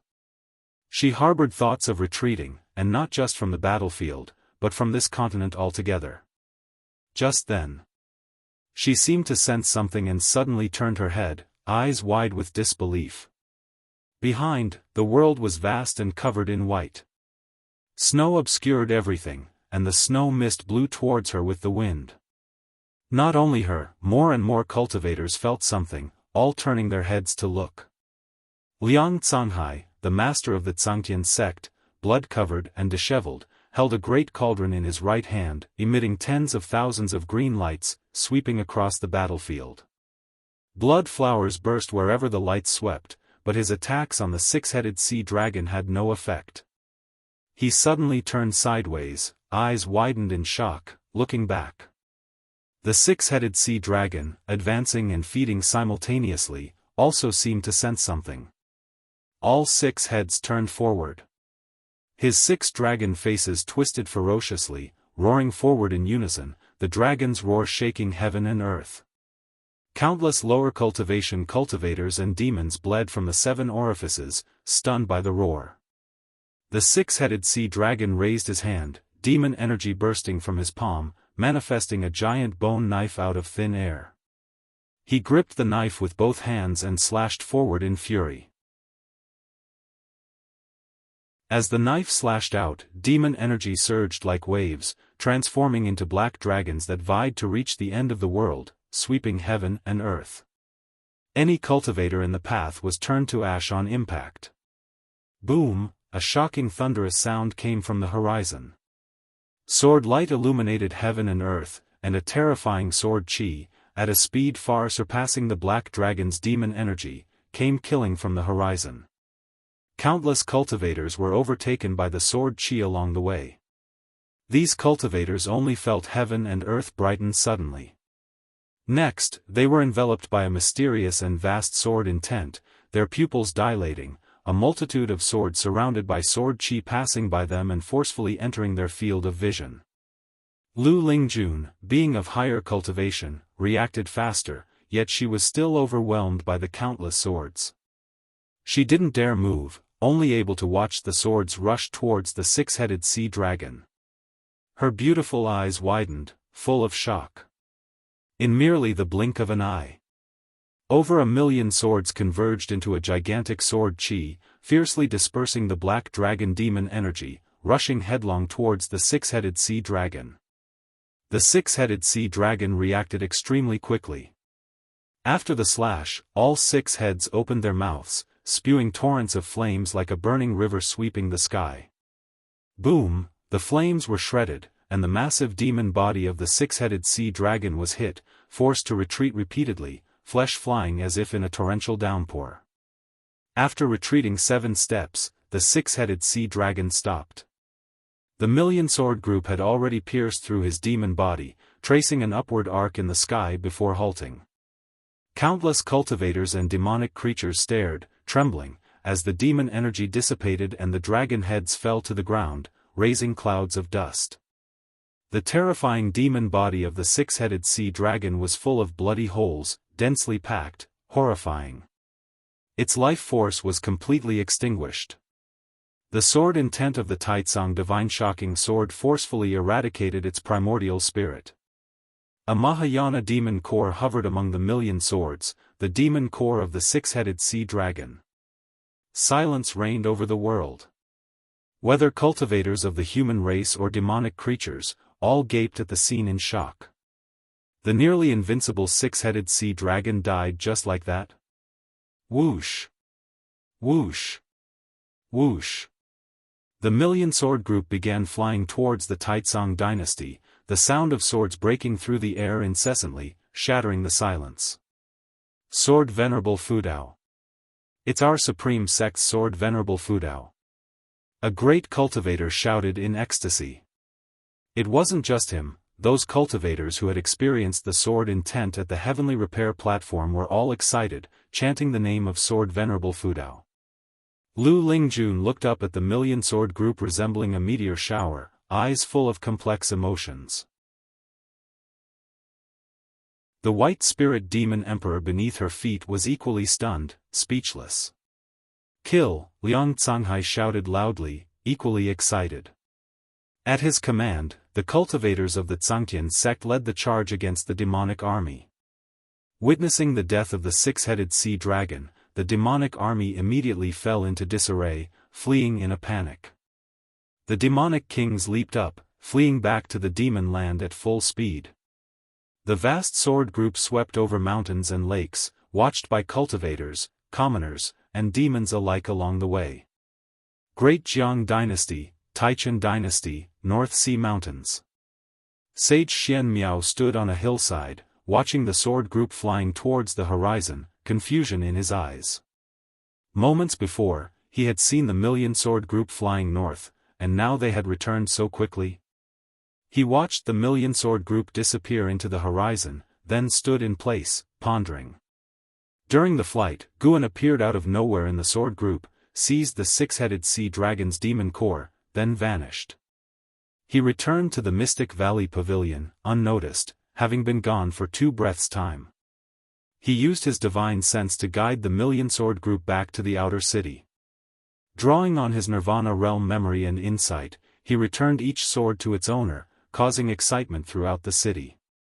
Killing the six-headed sea dragon granted Guan 800 years of lifespan, far less than what an 8th-rank spirit tree provided. Guan picked up the Daoist Xuanxuan and calmed his thoughts. This intervention could potentially advance the demonic catastrophe.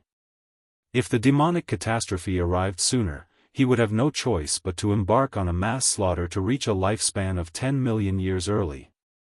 He did not want to slaughter the masses and fall into demonic ways, but for survival, he had to lower his principles.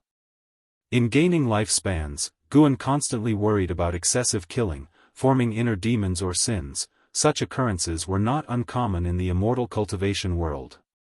Hence, he preferred to extend life through plants whenever possible. Of course, he also feared that too much killing would attract unbeatable enemies. He tried to avoid thinking about these things, wondering instead what abilities would be unlocked with a 10-million-year lifespan. In the outer city, Xia watched the ecstatic cultivators on the heavenly repair platform, lost in thought. With his perceptive power, he could sense that the demonic energy of the six-headed sea dragon had dissipated. How long had it been? Sword Venerable Fudao actually used others' swords to successfully slay the six-headed sea dragon. Xia knew the six-headed sea dragon. He disliked the six-headed sea dragon but had to admit its strength, ranking among the top in the 72 great demon kings. Being able to easily kill the six-headed sea dragon, how strong was Sword Venerable Fudao? Xia suddenly felt that the upcoming war between the two races had an unpredictable outcome. Sword Venerable Fudao might become the greatest obstacle for his father. He was not worried, even a bit expectant. Compared to the atmosphere of the demon clan, he preferred the atmosphere of the supreme sect. At least there was no internal strife. Xia looked into the distance, eyes playful, thinking curiously, Demon Master, you consider yourself to be extraordinary, thinking you can predict all things in heaven and earth. Could you have foreseen Sword Venerable Fudao? He walked up to the heavenly repair platform, ready to continue observing the sword intent of Sword Venerable Fudao. He had a premonition that the sword intent of Sword Venerable Fudao would be his greatest opportunity in this life.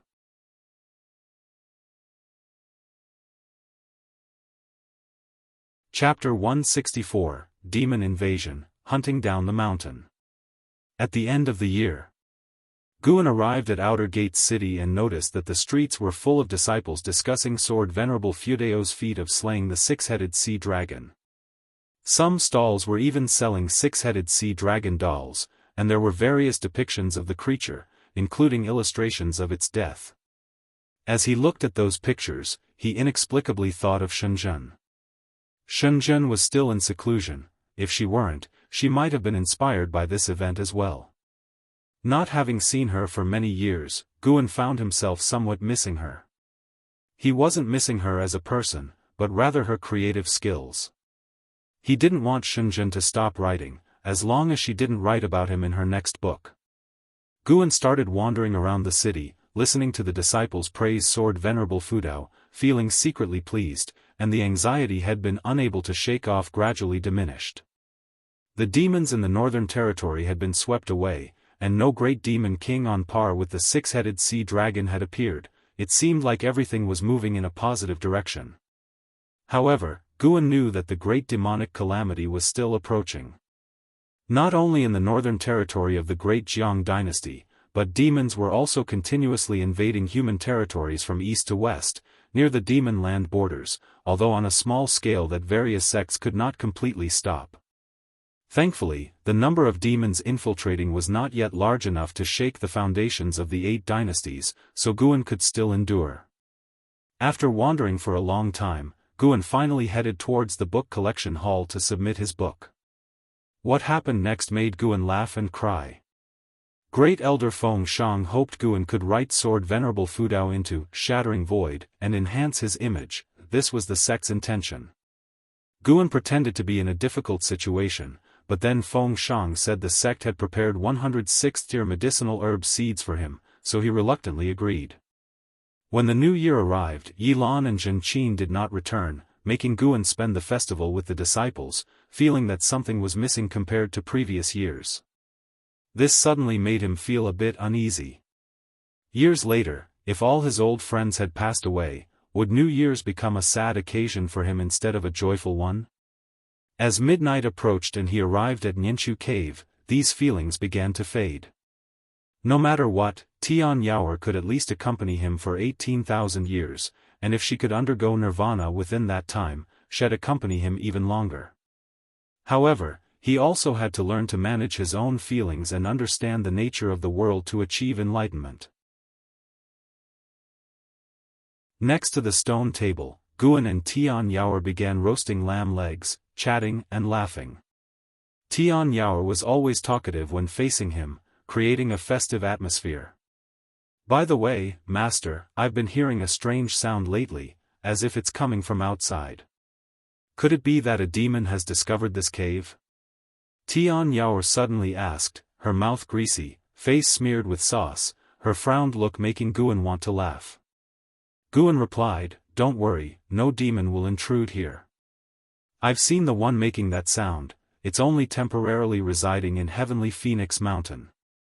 Hearing this, Tian Yaoer immediately felt relieved. "Oh, Master, where do you go after leaving the cave?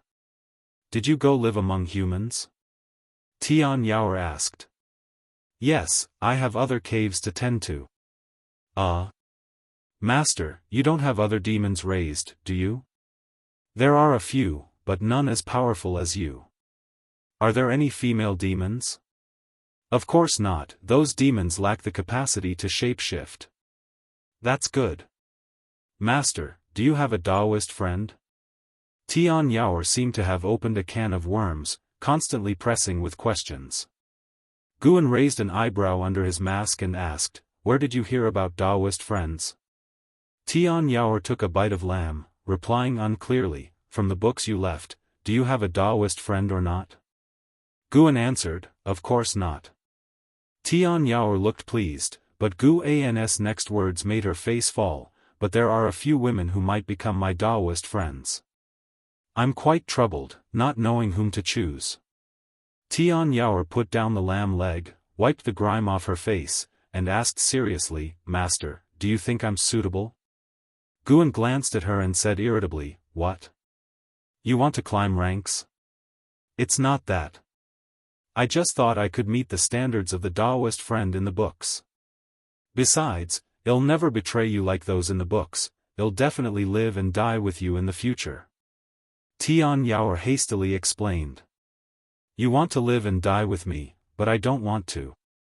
I'm aiming for longevity." Guan was determined to live longer than heaven and earth, so he wouldn't be moved by such words. He replied grumpily, "Focus on your cultivation, little demon, and don't think about nonsensical things. Whether human or demon, cultivation should come first, emotions should be at most a secondary pursuit." "Alright, then what requirements do you have for a Daoist friend?" "I was just teasing you earlier, I won't seek a Daoist friend. If I did, imagine the sorrow when I have to bury her in the future." "That does seem reasonable. I asked you to read books so you could understand the world's ways, not think about feelings." "I understand, no thoughts about feelings, but if Master wants, I'm always ready." Seeing Tian Yaoer's serious expression, Guan's eyes couldn't help but drift downward, but he quickly looked away. He changed the topic and started talking about cultivation. Tian Yaoer pouted, feeling a bit disheartened, but still listened attentively. She could only see Guan twice a month, so she cherished their time together. After the new year, the name of Sword Venerable Fudao was already spreading across the world. The supreme sect wasn't idle either, issuing many demon-slaying tasks, prompting more disciples to descend the mountain to save the common people. Mystic Valley, inside a pavilion. Guan was weaving a robe for himself. Normally, he didn't need to meditate or absorb energy, so he had plenty of time to pursue his hobbies, tailoring being one of them. The reason he wanted to weave a robe was that he was preparing to descend the mountain to slay demons and monsters. Partly to help the common people and partly to seize the opportunity to extend his life, striving to reach a lifespan of 10 million years as soon as possible. He also wanted to experience the lives of Yilan and Zhenqin. Finally, Guan finished the robe, stored it in his storage bag, and then took up the Qinghong sword and walked out of the pavilion. He greeted Lu Jiojia and left Mystic Valley. Lu Jiojia wasn't curious about where he was going. After all, he frequently left Mystic Valley, and in the eyes of the disciples in the valley, the master was a busy man. Under the blue sky and white clouds, Guan stood on a cliff, wearing a dark purple robe. A belt cinched his waist, and an embroidered dark red phoenix adorned his robe, with the Qinghong sword sheathed at his waist. He took out an opera mask, put it on, and then placed a bamboo hat on his head. After adjusting himself, he used his divine sense to inspect his appearance. The figure looked good, exuding a compelling aura. Like a wandering hero in martial arts legends. Guan leapt into the forest below, quickly disappearing from sight. Hundreds of miles away, a battle was taking place in the wilds. Several escort vehicles were halted, and over a dozen armed escorts were fighting against attacking demon beasts from all directions. Behind the escort vehicles, there was a carriage with spooked horses neighing incessantly, inside which a mother and son clung to each other tightly. These armed escorts weren't cultivators, they were merely martial artists, no match for the demon beasts. Just as the escorts were about to despair, a strong wind swept through. Following that, a figure rushed out from the nearby forest, moving as swiftly as a hare, wielding a sword like the wind, cutting down one demon beast after another. In less than 3 breaths, all 9 demon beasts were dead. The escorts turned to look and could just barely make out an embroidered dark red phoenix on the figure's back. Before they could speak, the figure quickly disappeared. Amazing! That person must be a cultivator, right? Of course, how could a martial artist have such skills? Incredible, I couldn't even see how he made his moves. Me neither. I wonder which sect that cultivator is from. I tried to apprentice at the Ancient Sky sect when I was young, but got rejected due to a lack of spirit root. On the other side, in the forest, hearing their discussion, Guan's lips curled up slightly under his mask. Saving people like this felt quite good, perhaps even matching the sense of accomplishment from slaying the 6-headed sea dragon. With that, Guan began his journey of hunting demons and monsters. He only killed those demons posing a threat to the common people, ensuring that every act of killing also saved lives. Saving one life could be more meritorious than building a 7-storied pagoda. Would this hold true in this realm? Anyway, Guan felt at peace, killing one demon, saving one person. Good and evil balanced, he shouldn't be burdened with sin. Late at night. A group of cultivators were meditating in the forest, campfires scattered around, with 5 or 6 people by each fire. Yilan and Zhenqin were among them. Yilan was meditating, absorbing energy, while Zhenqin was discussing recent demon encounters and events in the immortal cultivation world with nearby disciples. I wonder what the 6-headed sea dragon looked like. I heard it ate 5 mystic heart realm great cultivators alive, Zhenqin said softly, her face full of curiosity and fear. When she mentioned the 6-headed sea dragon, the other disciples instantly became excited, starting to talk about Sword Venerable Fudao. After slaying the 6-headed sea dragon, Sword Venerable Fudao's reputation in the immortal cultivation world had reached its peak. Everyone was curious about how powerful he truly was. No matter how strong the opponent, Sword Venerable Fudao could always kill them effortlessly. As they chatted, they started discussing some of the major happenings in the immortal cultivation world. Recently, Hateful Heaven Divine Sword Su Han absorbed the spiritual power of 20 nascent soul realm cultivators.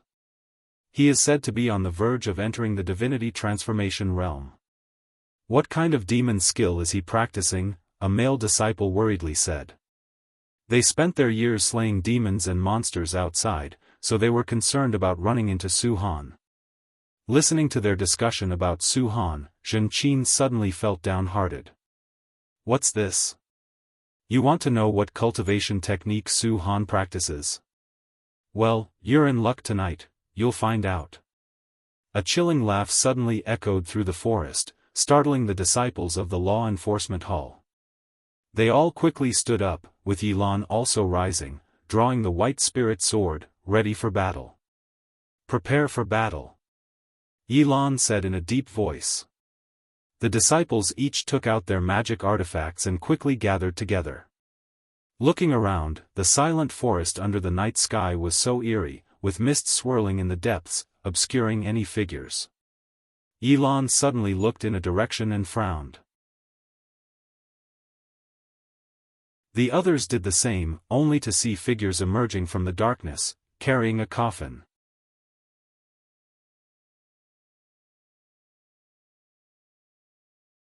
Chapter 165, 8 Million Years of Lifespan.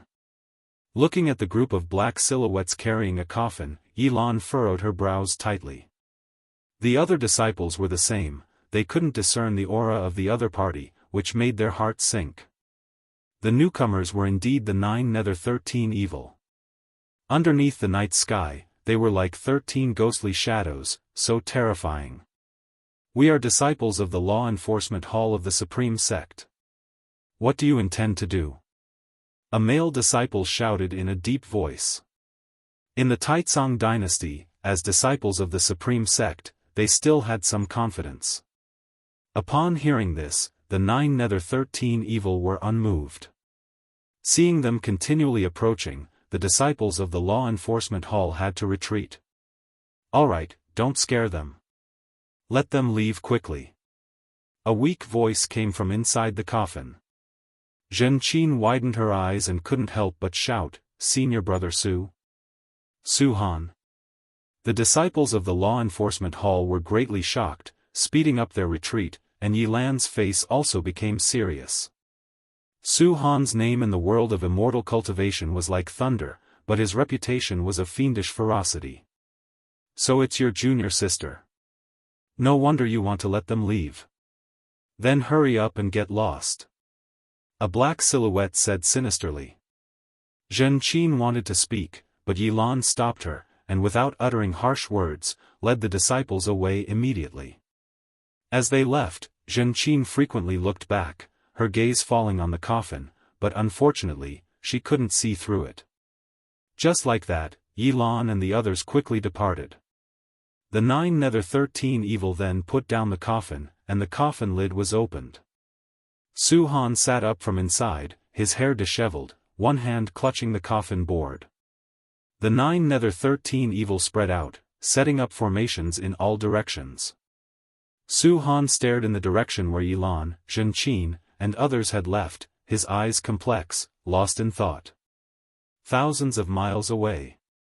Above the forest, Guan stood atop a tree, watching the scene from afar. He embraced the Qinghong sword, his face concealed by a mask, only his eyes flickering with a ghostly light. After watching for a while, Guan finally turned around and leaped into the mountain forest. Spring arrived, everything revived, the sky over the Supreme Sect turned blue, dotted with white clouds, and the scenery was delightful. In the third medicine valley, Guan was picking medicinal herbs, an Xian following beside him, holding a bamboo basket. In those days, Guan would go out daily to save people and slay demons. Although his lifespan did not increase rapidly, it still increased by several thousand years each day. Mainly, he wasn't solely targeting demons. In the process, he also experienced the various states of the mortal world. Valley Master, have you any news of my brother? An Xian suddenly asked, a question she had held back for a long time. She knew Guan was acquainted with Anhao, especially familiar with Anhao's master, Lv Badian. While picking medicinal herbs, Guan replied, I heard that he is in Tianwei and is said to marry the princess of Tianwei. The auspicious date is not yet decided, and he is currently in seclusion cultivating in Tianwei. This matter was not secretive and had already spread within the inner sect. As the first genius of the Supreme Sect, any of Anhao's actions could stir up rumors. The Supreme Sect had already sent elders to discuss the matter. The sect supported Anhao's marriage with the Tianwei imperial family. Hearing this, an Xian sighed in relief and asked smilingly, how is the princess of Tianwei in terms of talent and beauty? In terms of talent, that I don't know.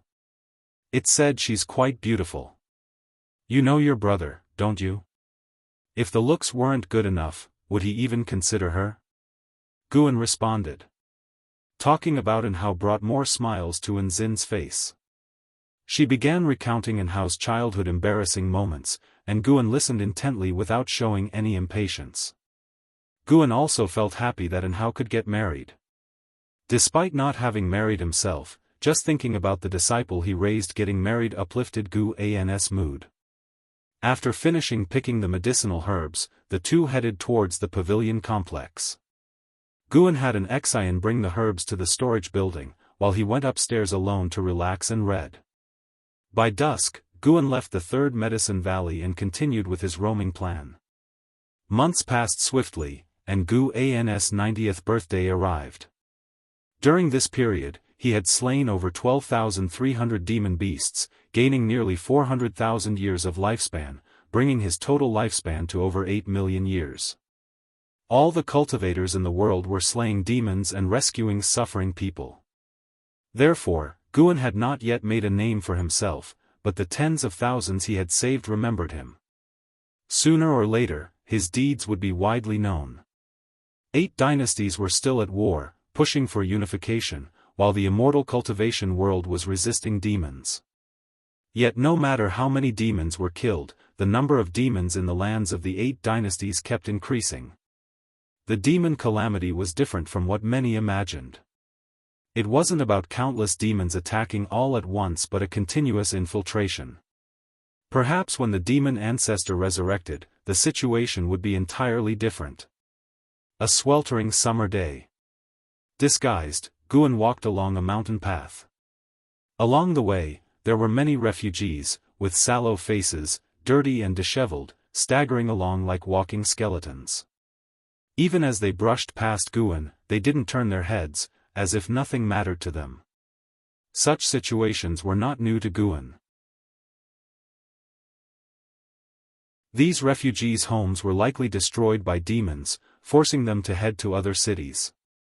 However, demons weren't the only troubles in these times. There were also evil people preying on the vulnerable. Looting was common. Guan had even killed several evil men who were assaulting women. Guan also did not look at the refugees. He was pondering a question. If he didn't have the ability to steal lifespans, how would he survive in this world? From the Holy Land nurturing demons to harm the living to the common folk suffering from demons and evil men. Even though Guan wanted to cultivate in peace, if he could do something within his power without endangering himself, he would still like to help. As he walked and pondered, he suddenly sensed an aura coming from the south. He ceased his thoughts and extended his divine sense. The divine sense of the 9th layer of the Nirvana realm swept over mountains and rivers, lakes and seas, arriving at the vast blue ocean. He saw a brilliant white light appear at the horizon. Carefully observing, it was a series of white lotuses forming a staircase in the air, continuously extending forward, while the lotuses at the back disappeared. A Daoist was stepping on the white lotus steps as if an immortal walking in the mortal world.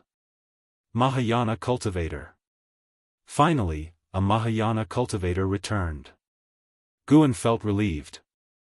If he had to face the demon calamity alone, he would indeed consider fleeing with others.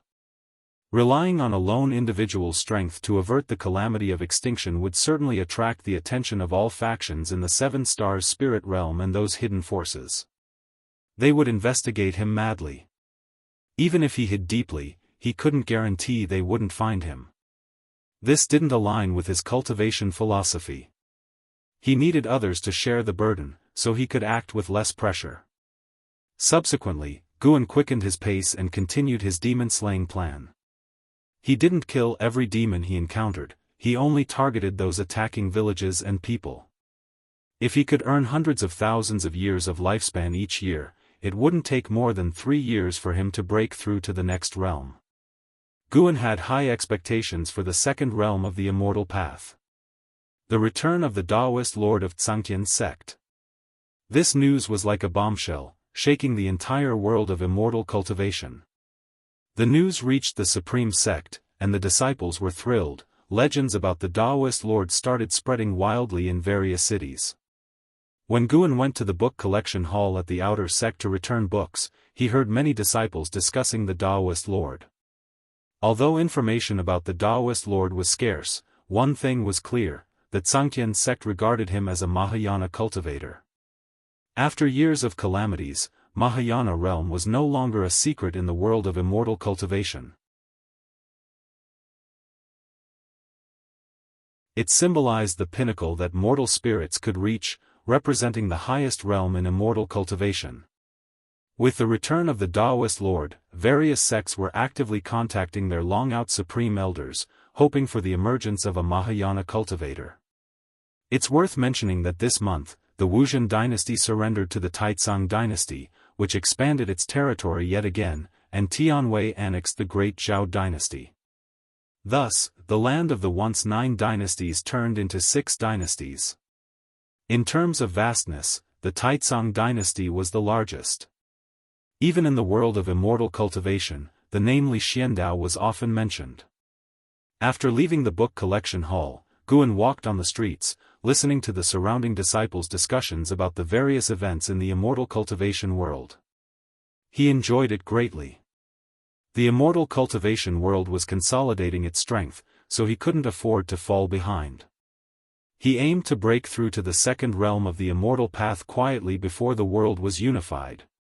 An hour later, Guan left the outer gate city and headed towards the North Sea mountain to the medicine garden of sage Xianmiao to pick herbs. By midnight, Guan moved again. This time, he came to a valley, just under 200 miles from the nearest town. The valley was filled with dense demon energy, and there were dozens of captives and over 200 demons, the strongest of whom had reached the nascent soul realm. That demon was severely injured and had ordered his subordinates to capture people. Guan stood on a cliff, overlooking the flickering firelight in the valley, suddenly capturing an aura, his eyes narrowing beneath the mask. He didn't hesitate and jumped down. Facing the demons in the mortal world, Guan never used spells or divine skills, he relied solely on swordsmanship to slay demons. After half an hour, in the valley, dozens of raggedly dressed commoners knelt on the grass, kowtowing to Guan. On the cliff face before Guan hung a huge cat demon, covered in blood, its demon body embedded in the cliff, with stones continually falling off. Besides that, surrounding Guan were the bodies of demons, a chilling sight. Guan said, "Hurry and leave." Upon hearing this, the commoners quickly got up and ran towards the valley entrance. Guan's gaze then fell on a shape-shifting demon beneath the cat demon's corpse, writhing on the ground. A woman suddenly turned around and said, "Benefactor, that demon was good to us, even trying to save us. Please don't kill him." As she spoke, the other commoners who were running away also stopped. Seeing the demon, they all spoke up, pleading for mercy. Guan waved his hand, and the commoners had to leave. The woman bit her lip and eventually left as well. Soon, the valley fell silent. The shape-shifting demon beneath the cat demon staggered to his feet, looking more like a human than a demon. "Kill me if you want." Zhang Buku looked at the mysterious sword cultivator ahead, gritting his teeth, his eyes showing no fear.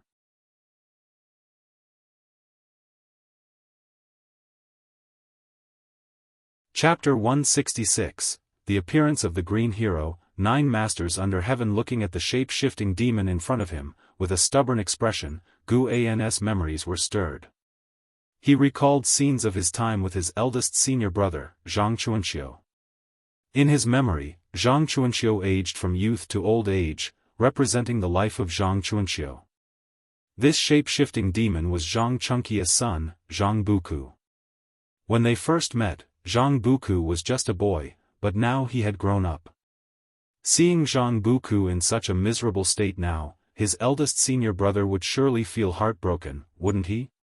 Guan thought so, and his thoughts began to drift. Zhang Buku's injuries were not inflicted by him. Before he intervened, Zhang Buku was being bullied by demons. When he killed the demons earlier, Zhang Buku pounced on him, but he kicked him to the ground. Zhang Buku could barely stand up until all the demons were dead. According to the words of those commoners, Zhang Buku had indeed not committed any evil deeds. But why did this kid have an attitude of seeking death? Guan raised the Qinghong sword in his hand, pointing at him, and asked, "Do you really want to die?" Zhang Buku did not hesitate, his face twisted in rage, and he lunged directly at Guan. Guan held the sword in a reverse grip, pressing the hilt against Zhang Buku's chest. His upper body leaned back, making Zhang Buku unable to reach him. Before Zhang Buku could change his move, Guan took off his mask and placed it on Zhang Buku's face. Zhang Buku instinctively retreated, then took off the mask, glaring furiously at Guan. As he was about to throw the mask at Guan, his eyes widened and he looked astonished. "Gu? Martial uncle?" Zhang Buku cautiously asked. Guan wasn't afraid of revealing his identity, because although the strength he displayed when slaying demons was strong, it was far from his true cultivation level. And only this way would Zhang Buku stop his attack. Guan asked with a smile, "Do you still remember me?" Zhang Buku wiped the blood off his face, excitedly replying, "Of course I remember. You even gave me a spirit energy elixir, how could I forget?"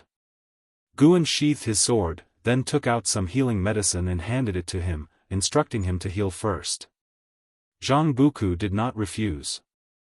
He took the elixir and sat down to meditate, healing his injuries while watching Guan collect demon treasures. An hour later, the two of them came to a small river. Zhang Buku squatted down, beginning to wash his face, and clean his wounds in the process. After he finished cleaning, he turned to look at Guan, who had put the mask back on, and asked, "Martial Uncle Gu, why are you dressed like this?" He was no longer the ignorant boy of the past. After wandering the immortal cultivation world for so long, he was well aware of the supreme sect status. Within the Taizong dynasty, wherever the disciples of the supreme sect went, they were always honored. Guan replied, "In an era of chaos caused by demons, although I have the heart to save the suffering, I also fear trouble. That's why I wear a mask, not wanting to be recognized." Zhang Buku suddenly understood. He remembered his father's evaluation of martial Uncle Gu. Cowardly, cautious, yet possessing a warm heart. "Be sure not to tell anyone about what I did," Guan added. Zhang Buku chuckled, "Don't worry, I'm very tight-lipped. Besides, martial Uncle Gu just saved my life, how could I ever harm you?" Guan patted his head and asked, "Why were you mingling with those demons?" Upon hearing this, Zhang Buku's smile instantly froze, and he lowered his head. The night wind was hot, and Guan looked at Zhang Buku's back, sighing in his heart. There was no need to ask, Guan could guess his predicament. The union of human and demon, born in a human environment, but as he grew up, his demon energy increased. Humans would not tolerate him, and his views had been shaped by Zhang Chuanxiu. How could he integrate into the demon clan? Guan had previously heard those demons mocking him for his impure blood, which showed that the demon clan did not accept him either. "I recently acquired a cultivation technique, said to be from the Thousand Autumn Pavilion. As I am from a righteous path sect, I cannot cultivate it, so I might as well pass it on to you," Guan suddenly said, then took out a secret book from his storage bag. It was titled Demon Shadow Divine Skill. In reality, it was the cultivation technique for the 9 extremes yin-yang body. Upon hearing this, Zhang Buku could not help but raise his head to look. Staring at Guan's outstretched hand, he felt a bit dazed. At 66 years old, only this martial Uncle Gu had cared for him without expecting anything in return. He stood up, hesitating. Guan directly stuffed the secret book into his arms, saying, "Take it, and remember, do not tell anyone that I gave it to you." Zhang Buku took a deep breath. He raised his eyes to look at Guan and asked, "Martial Uncle Gu, do you think I am human or demon? Why can't either humans or demons accept me?" Guan asked in surprise, "Who said neither can accept you?" "I accept you. Does it matter whether you are human or demon? Buku, the suffering you are enduring now may be due to a troubled world. Think of those people trapped in the valleys, how many can control their own fate? You can cultivate, which already surpasses 90% of living beings. Zhang Buku fell into a trance, thinking about those who were suffering. What matters is not the identity you were born with, but the existence you want to become in this life, Guan said earnestly. Zhang Buku took a deep breath and said, "Thank you, Martial Uncle Gu, for your guidance." Guan feared that Zhang Buku might seek death, so he continued, "When your father was young, he always said how wonderful it would be if his spirit root qualification weren't poor. He also wanted to explore the world, to travel across Great Jianghu north and south, to reach the highest point and ask the heavens if there really were immortals. What you possess now is something your father could not touch in his entire life. Cultivate well, and immortal cultivation will guide you to find the meaning of life." Zhang Buku's maximum lifespan was 2,300 years. Even with half-demon blood, it proved that his qualification was not poor. After saying this, Guan patted Zhang Buku's shoulder and then left behind a storage bag before leaving. Zhang Buku hurriedly asked, "Martial Uncle Gu, where are you going?" "To save those who, like you, are suffering." Guan waved his hand without looking back. Zhang Buku watched his back, his eyes full of admiration. He understood the background of Martial Uncle Gu, who had no parents, born as a house servant, while he at least had his father accompany him to adulthood.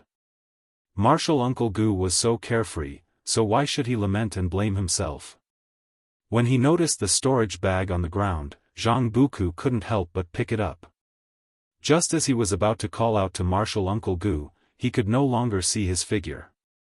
He probed the storage bag with his divine sense, and immediately a complicated expression appeared on his face. Inside were all the demon treasures left behind by the earlier demons. He held the storage bag tightly, lowered his head, and tears streamed down his cheeks. As he cried, his mouth began to smile. "I will cultivate well, Martial Uncle Gu, one day I will repay you and make you proud." A year passed by quickly. During this year, great cultivators gradually returned from overseas, and each great cultivator's life deeds were promoted by his sect, spreading throughout the world, inspiring all cultivators with boundless enthusiasm. The great calamity of demons was terrifying, but just like Pan's book, Shattering Void, the human race, with their perseverance, would surely endure all calamities. Over the past year, Guan had led a fulfilling life. In the time not spent picking medicinal herbs, he went down the mountain to save the suffering. If he encountered bullied demons, he would also help them. Gradually, a legend arose among the people about a swordsman, who is now called the Green Hero. Later, somehow, this legend evolved into simply calling him Green Hero. In the Mystic Valley, in front of the pavilion, Guan was sparring in swordsmanship with Chu Jingfeng. Yilan watched from the side. Eventually, Guan barely defeated Chu Jingfeng. He wiped the sweat from his forehead, lamenting, "Without using spiritual power, it is truly difficult to win against Brother Chu relying solely on swordsmanship." Chu Jingfeng panted heavily and smiled, "Your swordsmanship is excellent. I don't mind losing." Though he lost, he wasn't discouraged because Guan's victory wasn't easy. Afterward, he took his leave, not wanting to disturb Guan and Yilan. Guan took Yilan upstairs. Once inside, Guan went to wash his face first. Yilan closed the door, walked to the desk, and began to speak. "Recently, more and more demons are appearing at the borders of the 5 dynasties. There's even a great demon in the mystic heart realm. It seems that the death of the 6-headed sea dragon did not deter the demon land. Over the year, the Qintang dynasty had merged into the Great Jiang dynasty, and the world was short of another dynasty. I have received information that there are 72 great demon kings in the demon land, and the 6-headed sea dragon was just one of them. When the true great calamity of demons arrives, I don't know how the human race will resist. I think relying solely on the 9 great cultivators in the world is far from enough," Yilan said, full of worry. The title of 9 Great Cultivators was a name proclaimed by the supreme sect, including the Daoist Lord of Xianxia sect, the Taoist of Immortality of 3 Pure Ones Mountain, and the Sword Venerable Fudao of the supreme sect. With the title, 9 Great Cultivators, spreading, the immortal cultivation world's morale was greatly boosted, and the supreme sect was frequently mentioned as a result. LV Batian had thoroughly studied the techniques Guan had taught him. Guan turned and smiled. The strength of the immortal cultivation world is at least continuously improving, which is a good thing. As long as there is hope, it is fine. Yilan added, it is said that above the 72 great demon kings, there are even more terrifying existences. It is unknown what the demons in the demon land are planning. Don't think about those things. You and I cannot change the grand trend of the world. All we can do is go with the flow and survive. Guan comforted her. Yilan nodded, saying, if the great Jiang does fall, brother, let's go south and head to the sea. I've been making preparations. Although the ocean is dangerous, at least it's a way out. If we can find a small island to live on in the future, even if it's only for 10 or 20 years, it wouldn't be a wasted life. Guan smiled and asked, what kind of life would that be? Just the two of us? Wouldn't that be boring? How could it be boring? We would work at sunrise and rest at sunset. I have many ways to amuse you. Yilan raised her eyebrows at Guan as she spoke, her gaze truly making Guan's imagination run wild. Guan gave a mock cough and said, if it really comes to that, then it can only be so. After hearing this, Yilan became excited and started talking about the resources she had been preparing. Watching her smile, Guan thought to himself, you can rest assured, sister, I will not let you wander aimlessly. Guan's lifespan had already exceeded 9,300,000 years, getting closer to the 10 million mark. This year, if he made an effort, there's a chance he could accumulate a lifespan of 10 million years by the end of the year. For his sister, he had to test the edge of the great calamity of demons.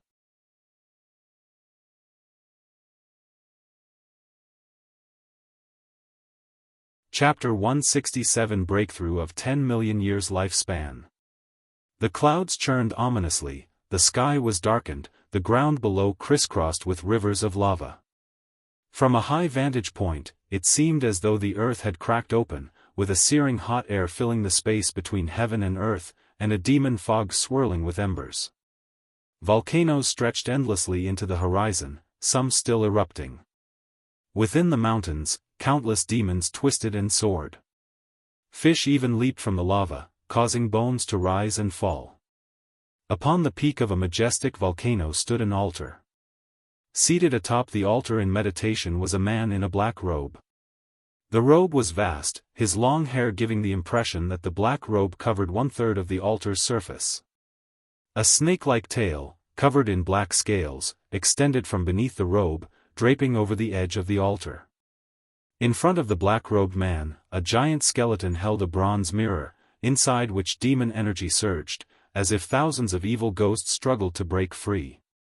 A great demon with a tiger's head and a human's body flew in on a demonic cloud, landing beside the altar.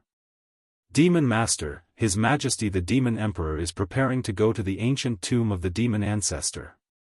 He asks if you will accompany him. The tiger-headed demon bowed respectfully as it inquired. The black-robed man on the altar was the Demon Master, a figure within the demon land second only to the Demon Emperor in power. With an air of indifference, the Demon Master replied, tell His Majesty my divination is at a critical juncture, I cannot accompany him. The tiger-headed demon continued to ask, His Majesty wants to know what he should do if the demon ancestor regains consciousness earlier than expected. Assure His Majesty that the soul of the demon ancestor is merely a shell, its spiritual wisdom has been eroded by heaven and earth. Without finding a suitable soul, it's impossible for him to be resurrected. But His Majesty needs an answer. The tiger-headed demon hesitated. Hearing this, the demon master became silent, and his tail ceased its movement, increasing the tiger-headed demon's tension. After a long while, The demon master said in a low voice, "If he indeed regains consciousness, have his majesty destroy him." "As you command." Relieved, the tiger-headed demon bowed deeply and departed immediately. Once the tiger-headed demon disappeared into the horizon, the demon master slowly raised his head, revealing a nightmarish face. Half of it was just bare bones, his eyeballs seemed on the verge of falling out, and two dagger-like fangs protruded from his mouth.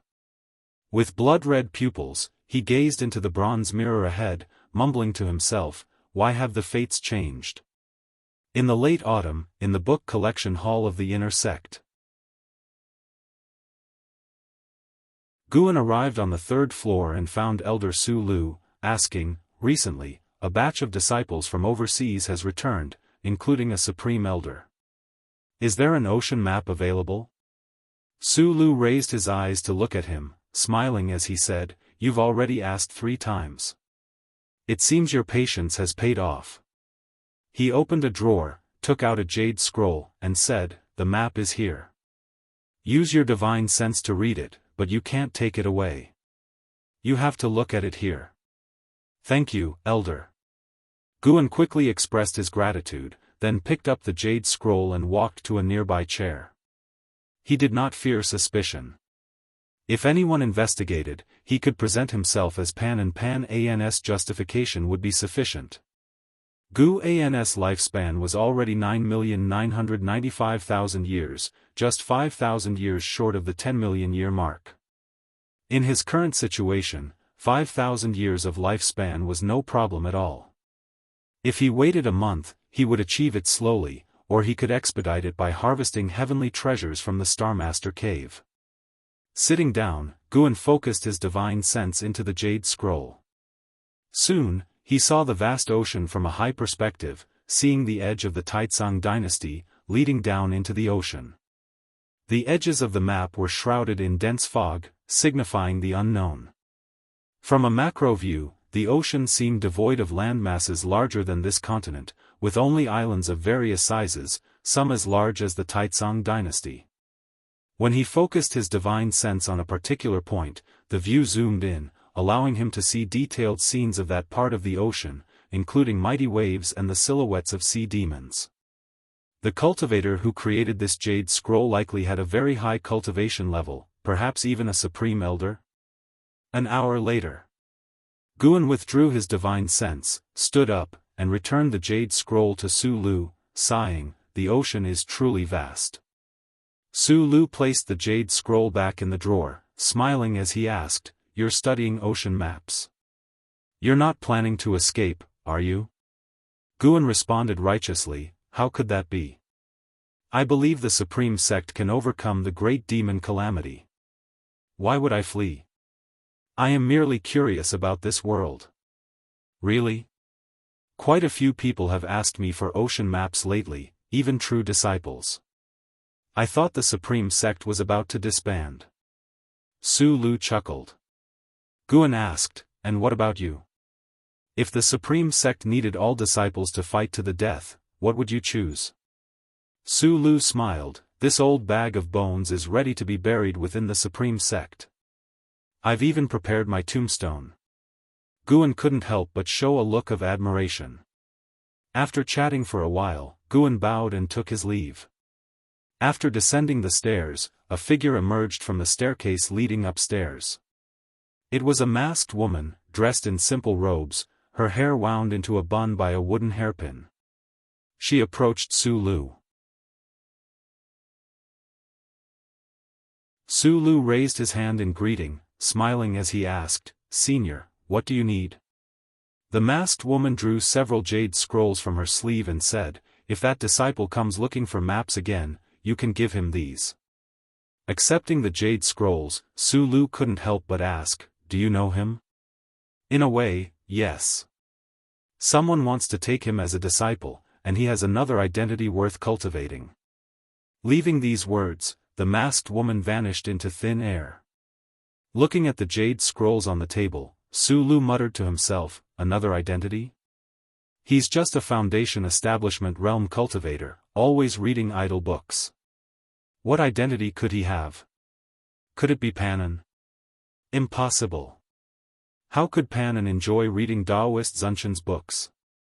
Is he the author of the supreme secret records, writing under his real name? Winter set in, bringing late snowfall this year. After nightfall, Guan first went to the Mystic Heaven Cave Mansion to harvest a batch of medicinal herbs and then replant them. Leaving the Mystic Heaven Cave Mansion, after a few steps, he arrived at the Nianchu Cave on Heavenly Phoenix Mountain. Tian Yaoer was practicing the limitless freedom step, her figure moving deftly. Despite the short distance, the divine skills were already evident in her movements. This demoness comprehension was indeed high, but to reach 100 miles in one step, or even 1,000, would require many more years. As for achieving Guan's level, he currently saw no hope. With just a glance, Guan turned and began gathering medicinal herbs. Tian Yaoer spotted him, her face lighting up with delight as she quickly rushed over. A fragrant breeze hit Guan, and Tian Yaoer hugged him, rubbing her face against his chest, causing him some exasperation. Why was this girl getting more and more clingy? Why do you suddenly have a fragrance? Guan asked, raising an eyebrow, lightly patting Tian Yaoer's thigh as she became even bolder. Hugging was one thing, but using her legs to rub against him was too much. Tian Yaoer looked up, giggling, I don't know either. Maybe it's my natural scent. Master, do you like it? Guan pressed his hand to her forehead, pushing her away. It's passable. I have to pick herbs, so you keep practicing. Guan was sincere. Although Tian Yaoer smelled good, it didn't stir his heart. Tonight he would reach his 10-million-year lifespan. Tian Yaoer didn't listen but followed him, asking about his preferences while he harvested. Guan absent-mindedly responded, his thoughts already drifting overseas. He had begun to envision higher realms. After a while, Guan suddenly sensed something, pausing briefly before continuing his harvest. His divine sense reached out beyond Nianchu Cave, scanning the distance. In the darkness, demon fog swirled, and beyond the mountains, colossal creatures moved. Upon closer inspection, he saw a group of cultivators besieging an ancient species 1,000 feet tall, causing the earth to tremble. The ancient species resembled a turtle, with a mountain, which was also a volcano, on its shell and 3 snake-like heads continually spewing demonic flames. Among the besieging cultivators, someone familiar caught his eye. Ji Xiaoyu. Why was she near Heavenly Phoenix Mountain? Ji Xiaoyu's cultivation level had reached the nascent soul realm's 7th layer. The cultivation levels of those with her were all at least divinity transformation realm, numbering 27, including one mystic heart realm cultivator watching from afar. Guan could sense a demonic energy approaching from the distance, a cultivation level at the mystic heart realm's 5th layer. Were these cultivators from the 7 stars spirit realm? Guan pondered quietly, without pausing in his actions. Before long, the mystic heart realm great demon attacked, forcing the mystic heart realm cultivator to intervene. A battle between Mystic Heart Realm cultivators erupted, prompting Ji Xiaoyu and the others to retreat from the battlefield. Seeing the evenly matched Mystic Heart Realm battle, Guan retracted his divine sense and continued gathering medicinal herbs earnestly. After a while, Guan abruptly stopped as 2 notifications appeared before his eyes. Your lifespan has first surpassed 10 million years, activating the lifespan fusion function, lifespan fusion. Consume lifespan to break the rules of heaven and earth and the laws of the heavenly Tao, fusing different divine skills, spells, and powers. The consumption is determined by the fused objects, fusion. Guan's first thought was of his 5 elements treasure body. He could finally fuse its cultivation technique into the 5 elements skill. Expectancy shone in his eyes. Master, why did you stop? Asked Tian Yaoer nearby. Guan replied, I was wondering if the amount of herbs has decreased, worried you might be stealing some. With that, he continued picking herbs. Tian Yaoer grew anxious, swearing she hadn't stolen any. Guan teased her for a bit before assuring her he was joking. Tian Yaoer, dissatisfied, pouted and glared at him as though she wanted to eat him alive. It was the first time Guan had seen her truly angry. Once the herbs were gathered, Guan placed an arm around her shoulder, comforting, "Don't be mad. Later, I'll teach you a powerful spell." Tian Yaoer pouted, "The primordial earth immortal skill and limitless freedom step are already enough for me to practice. I don't need spells." "Then what do you want?" "Let me think. How about you stay with me for a night? To practice cultivation?" "No, no, no, to read books together, while lying down." Hearing this, Guan immediately sensed something amiss. This girl was getting bolder.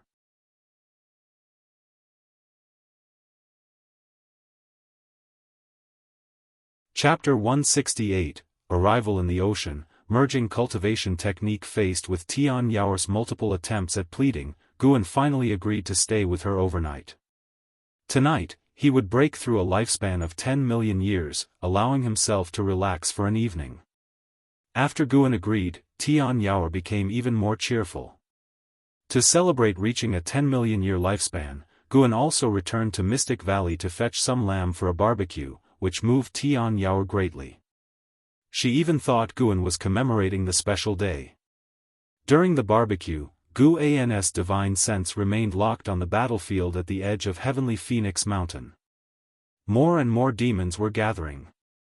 The great cultivator in the Mystic Heart realm leading Ji Xiaoyu and the others could not secure victory immediately, which dragged Ji Xiaoyu and the others into the battle. If the fight continued like this, doom was likely. It was uncertain whether these people were from the Ji family or from the Seven Stars spirit realm. Guan pondered this, while chatting with Tian Yaoer, making sure she did not notice any flaws in his behavior. An hour later, the great cultivator in the Mystic Heart realm sustained severe injuries and had to lead Ji Xiaoyu and the others to escape. But by now, it was too late to flee. Guan lay under the tree, giving pointers to Tian Yaoer on her cultivation. Tian Yaoer was continuously practicing the limitless freedom step in front of him. Occasionally, he gave his critiques. For each of his comments, Tian Yaoer felt aggrieved, her small mouth pouting.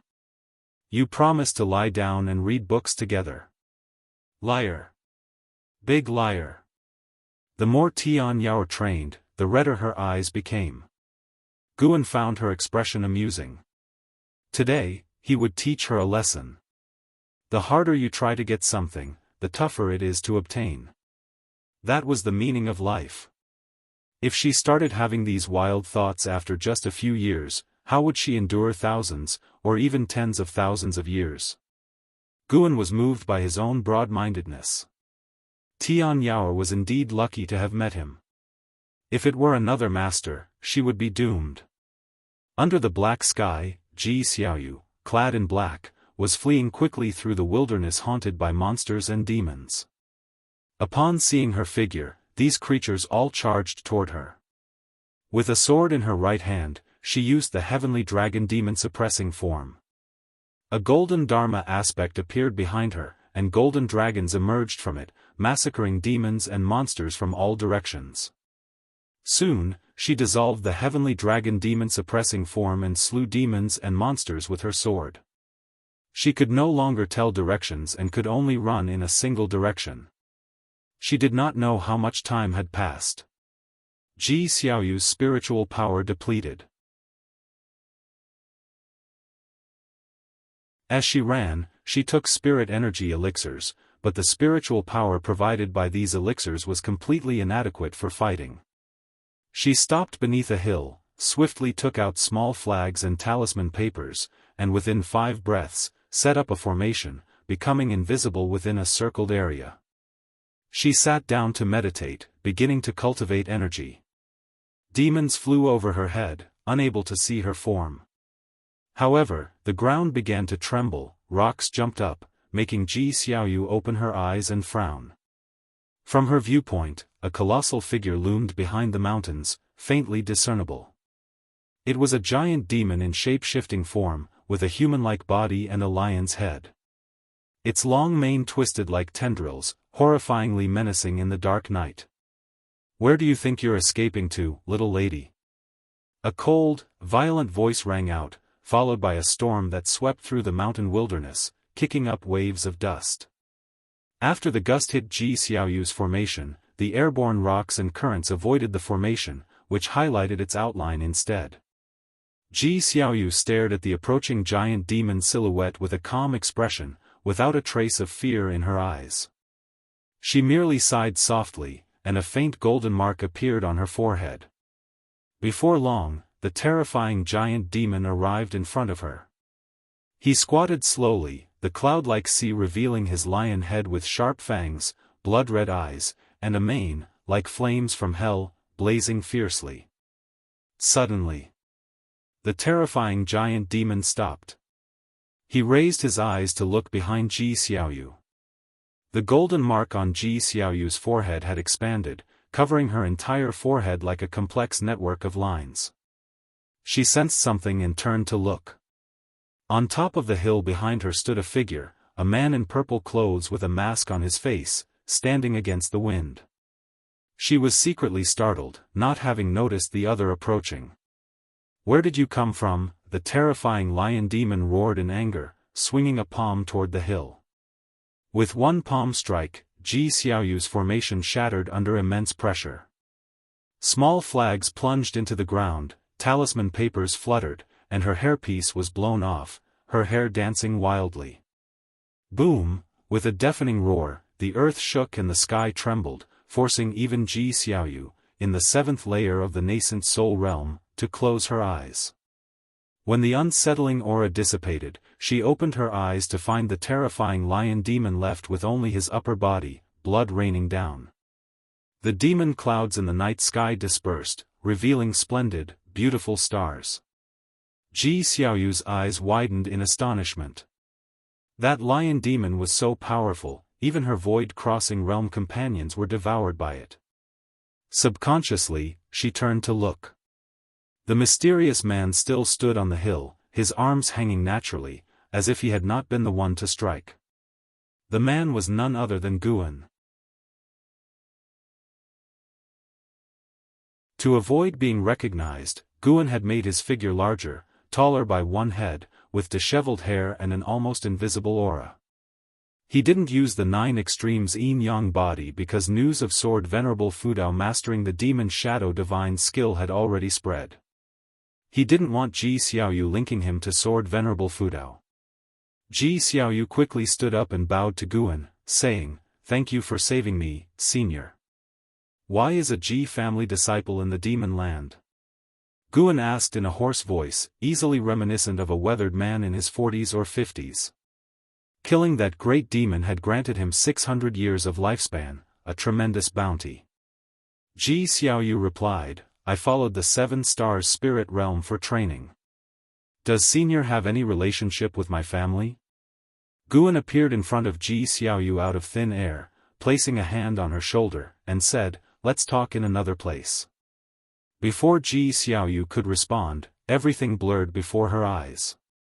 The long-distance space shift made her uncomfortable, unable to move. A few moments later, she felt her feet touch the ground. Opening her eyes, she found herself in a cave. The space here was not large, with layered rocks, a mountain wall in front of her pouring underground water, making it very humid. Looking up, she saw numerous crystal stones hanging from the ceiling, emitting various lights that illuminated the cave. "Stay here to heal." Guan left this message before disappearing into thin air. Ji Xiaoyu stood silently. She extended her divine sense, finding the cave over 1,000 zhang beneath the surface, filled with spiritual energy, perfect for healing. Although she did not know who the person was, given the means he displayed, she understood she couldn't escape. The person seemed to have no malicious intent. Otherwise, she was now exhausted, a prime time to attack her. Ji Xiaoyu sat cross-legged and began to cultivate energy to restore her spiritual power. On the other side, Guan returned to Heavenly Phoenix Mountain. Tian Yaoer was sulking, but seeing him with 2 bottles of fine wine, she immediately beamed with joy. Since the last time she got drunk, she had fallen in love with alcohol. Half an hour later, Tian Yaoer was drunk and lying on Gu An's lap. Guan patted her back, a smile on his face.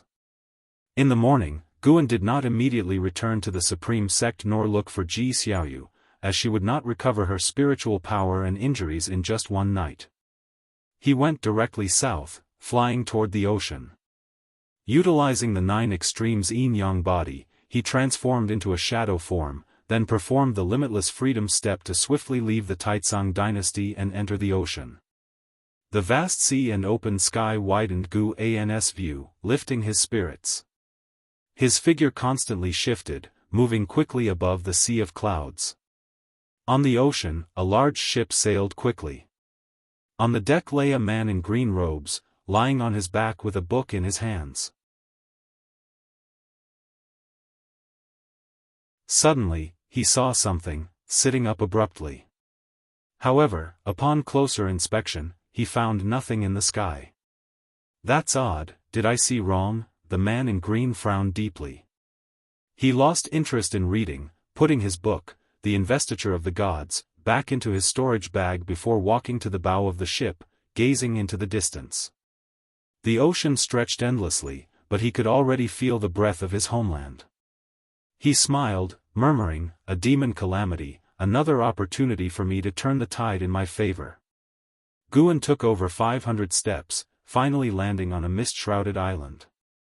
The island was vast, sparsely populated with living creatures, with only 6 islands within 10,000 li, perfect for his breakthrough. He quietly slipped into the forest, sitting under an old tree, and immediately activated the lifespan barrier. He pulled up his attribute panel, seeing his lifespan of 10,010,000 years, a smile forming on his face. First, upgrade his cultivation technique.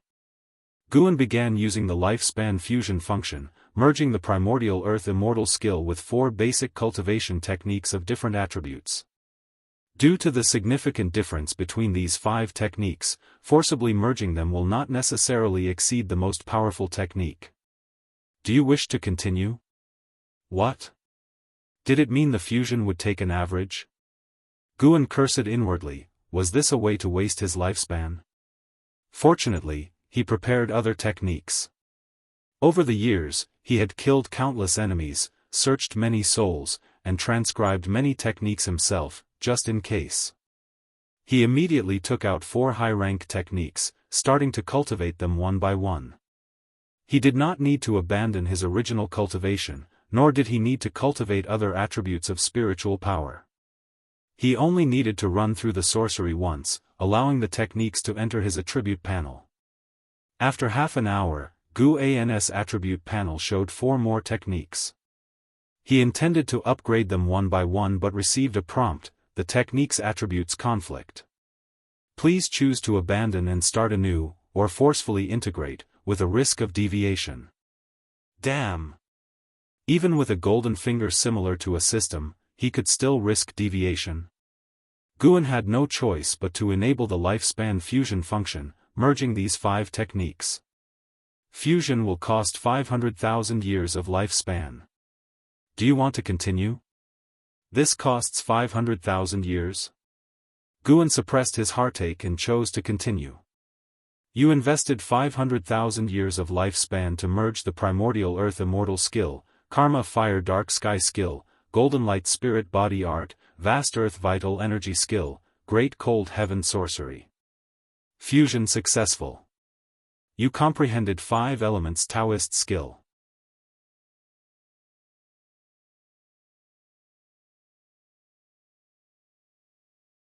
Chapter 169 Breakthrough to the 9th layer of the loose immortal realm. As the prompt indicating successful fusion fell, a massive memory wildly surged into Gu An's mind, plunging his consciousness deep into it. Earth spirit energy rose, the ground turned into a sea of qi, and 5-colored spiritual energy swirled around his body like a whirlwind. The spiritual energy of the entire island started to rush toward him, causing the mountains and forests to sway, and all the living creatures on the island to be startled and flee. Guan immersed himself in the cultivation memories, forgetting about the outside world. An ancient hour later. He slowly opened his eyes. Through the lifespan barrier, he saw the woods shaking violently and thunderclouds rolling in the sky, as if he had suddenly moved from morning to evening. He savored the profoundness of the five elements Taoist skill, his heart filled with joy. The sorcery of the five elements was indeed formidable.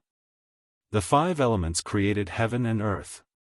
Although the attributes of heaven and earth were more than the five elements were the most fundamental. The five elements evolved into heaven and earth evolved into more attributes and rules. By relying on the evolution of lifespan, Guan had already mastered the five elements Taoist skill. The myriad subtleties within the cultivation technique were hard to explain clearly in a short time. He reopened the attribute panel and devoted 500,000 years of lifespan into the five elements treasure body for evolution. One prompt after another popped up crazily before his eyes. Until he saw one prompt, and a smile appeared on his face. You have comprehended the true meaning of heaven and earth for 350,000 years, and received the tempering of heaven and earth true meaning in your physical body. Your root bone has transformed, and your five elements treasure body has advanced to the innate Taoist body. The following 150,000 years were all for enhancing the innate Taoist body, but the innate Taoist body did not advance further. As the earth spirit energy surged into Guan's body again, he decided to continue devoting his lifespan, at least to undergo another transformation in his physique. He devoted 10,000 years after another. After 370,000 years, his innate Taoist body successfully advanced to the mystic holy body. The speed at which earth spirit energy poured into his body accelerated, plunging him into an indescribably wondrous state. At that moment, a powerful divine sense swept over the island. Nirvana realm. Guan was secretly shocked. There were indeed immortal path realms hidden overseas. The continent he was on was just a small corner of heaven and earth. Guan did not panic at all. With the lifespan barrier in place, the other party could not detect him. After 30 minutes, the divine sense disappeared. However, in the following time, divine senses kept sweeping over the sea area. The lifespan barrier began to extract spiritual energy from more distant sea areas, causing gigantic waves to rise on the sea, where sea demons tossed about. It wasn't until noon that Guan finally fully transformed into the mystic holy body, and the entire heaven and earth in his perception were renewed. Not only could he feel more elusive and touchless forces, but his physical Buddhist chi blood also greatly strengthened. With his own physical strength alone, he felt he could easily crush a Mahayana realm cultivator. He opened his eyes and saw that the lifespan barrier alone had consumed nearly 200,000 years of lifespan in the morning. Feeling the increasing number of divine senses sweeping over the sea area, Guan had to stop. Just now, he even felt a divine sense that made him frightened, indicating that the other party's realm might be the same as his or even higher. The ocean was indeed unfathomable. He feared that continuing today would attract more terrifying old monsters. He decided to change locations and continue later. Maintaining the lifespan barrier, Guan focused on the attribute panel, thinking about what to enhance next. The cultivation technique could be upgraded another level, and he could choose one divine skill or ultimate skill, as there was no need to enhance too many combat methods at one time. The many divine skills, spells, and ultimate skills he possessed were already very advanced, each alone was rarely seen in the world. It wasn't until evening that Guan left the island, heading quickly eastward. He took 500 steps of the limitless freedom step continuously before stopping. This time, the island he stayed on was very small, with no demons, only creatures without spiritual wisdom. Guan activated the lifespan barrier and, after sitting down, pulled up the attribute panel. He devoted 200,000 years of lifespan into the five elements Taoist skill. However, this effort did not allow the five elements Taoist skill to advance, so he devoted another 200,000 years of lifespan, yet still failed. An Xian hardened his heart and devoted 300,000 years of lifespan. Finally, the 5 elements Taoist skill evolved, advancing to the heaven and earth primordial skill. Mastery realm. A total of 700,000 years of lifespan. At the same time, the heaven and earth primordial skill also awakened a divine skill called universe in the palm, which could store all things of heaven and earth in one's palm, with the amount depending on one's mana level. Guan glanced at his lifespan, over 7,700,000 years, still sufficient. Nature's spiritual energy began to rush wildly into his body, and his thoughts were occupied by inherited memories. An ancient hour later, he opened his eyes. It was already dark. Having no time to savor the heaven and earth primordial skill, his gaze turned to the attribute panel again. The primordial Rui skill must be enhanced, as it was Guan's fundamental standing, allowing high realms to be unable to spy. Another 50,000 years of lifespan. Unknowingly, Guan became bolder. One after another prompt popped up madly before his eyes, and ultimately the primordial Rui skill advanced to the all things form and energy art. The all things form and energy art not only enhanced the ability to conceal one's aura but also allowed one to change their aura, consistent with all things. In other words, if Guan encountered a demon, he could manifest demon energy. Encountering a demon, he could manifest demonic chi, without being seen through. At the same time, the all things form and energy art awakened a divine skill, heaven and earth 9 transformations. This was a transformation divine skill, with endless marvels. Just as the earth spirit energy dissipated, it started rushing toward Guan again, the ocean within 10,000 miles raising waves, with the scope rapidly expanding. This time, not only did divine senses sweep over the island, but also cultivators' figures flew over in the sky. Guan's presence broke the tranquility of the ocean. He couldn't care less. Another ancient hour later, Guan opened his eyes, seeing he had less than 7,200,000 years of lifespan left, suddenly feeling 1,000,000 years of lifespan wasn't that much. He couldn't enhance other divine skills, as what if it wasn't enough to break through? The higher the realm, the more lifespan consumed, especially the immortal path realm. Even without reference, Guan could guess that breaking through the realm of the immortal path was definitely not a matter of decades or centuries. He patted his face and silently began to pray. First, he devoted 1,000,000 years of lifespan into his cultivation level. Due to your reconstruction of cultivation techniques, you start from the energy cultivation realm comprehending the heaven and earth primordial skill. You cultivated chi absorption for 1 year, and your cultivation level restored to the foundation establishment realm. You cultivated chi absorption for 3 years, and your cultivation level restored to the core formation realm. You cultivated chi absorption for 5 years, and your cultivation level restored to the nascent soul realm. You cultivated chi absorption for 500 years, and your cultivation level restored to the Mahayana realm. You cultivated chi absorption for 5,000 years, and with great accomplishments in the heaven and earth primordial skill, you forcefully attacked the loose immortal realm and started tribulation crossing, but you did not endure the 5 mystical heavenly tribulation of the heavenly Tao. Tribulation crossing failed. You cultivated chi absorption for 10,000 years, and with great accomplishments in the heaven and earth primordial skill, you forcefully attacked the loose immortal realm again, but did not endure the 5 mystical heavenly tribulation of the heavenly Tao. Tribulation crossing failed. Seeing that he had to reconstruct, Guan's face instantly stiffened. Fortunately, he only took 5,000 years to start attacking the second realm of the immortal path. The combination of the heaven and earth primordial skill and the mystic holy body was terrifying. One must know the lifespan evolution consumed more lifespan than real-time cultivation. Why more?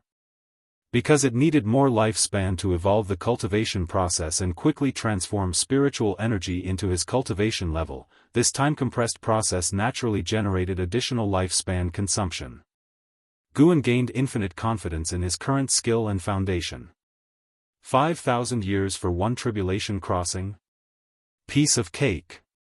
Failure, failure, failure. A series of failure prompts appeared before Gu An's eyes, and he remained unfazed, as he still had plenty of lifespan left. The cultivation speed had increased, but tribulation crossing was a different matter. Guan was already prepared for many failures. 1,000,000 years of lifespan was enough for him to fail 200 times. Couldn't be that unlucky, could he? As Guan watched, his face really did darken. What exactly was the 5 mystical heavenly tribulation of the heavenly Tao? Why was it so outrageous? Guan thought of the previous heavenly tribulations he had endured. He had found no relevant records in the book collection pavilion. Others faced various minor heavenly tribulations, but for him, every heavenly tribulation seemed incredibly terrifying. He suspected it had to do with his physique and cultivation technique. Enhancing physique and cultivation technique, although it could accelerate cultivation speed, also increased the difficulty of tribulation crossing.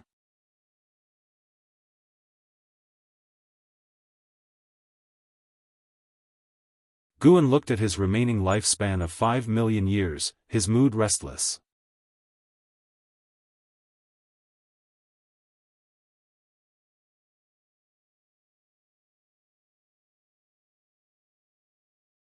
He reminded himself that he was already a great cultivator at the 9th layer of the loose immortal realm, with a stable Daoist heart.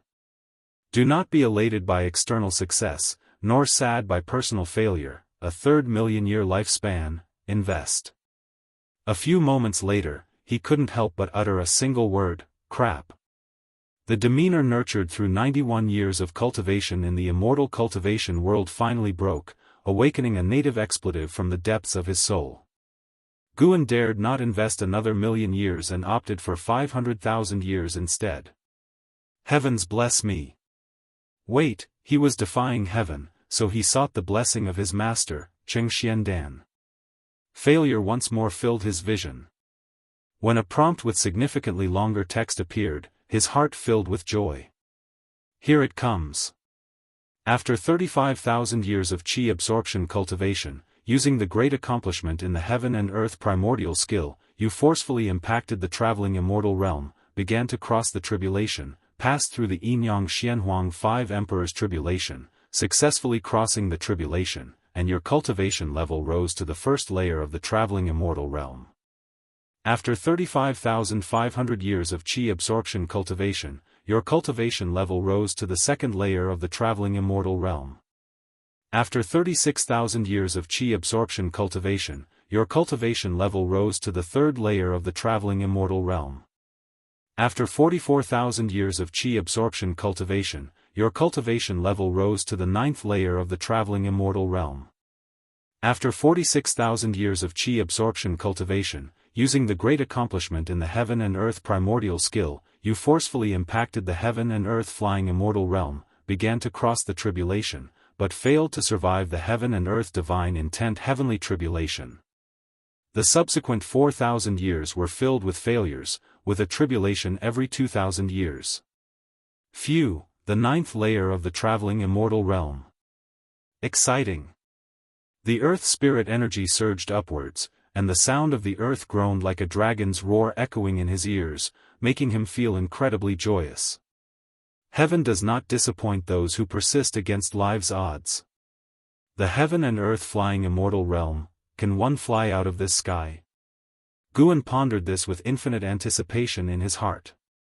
Now he only had 1,600,000 years of life left, he couldn't dare to continue crossing tribulations. If he got carried away and drained his entire lifespan, resulting in sudden death, it would be too sorry for his current life. The 9th layer of the traveling immortal realm should be enough, right?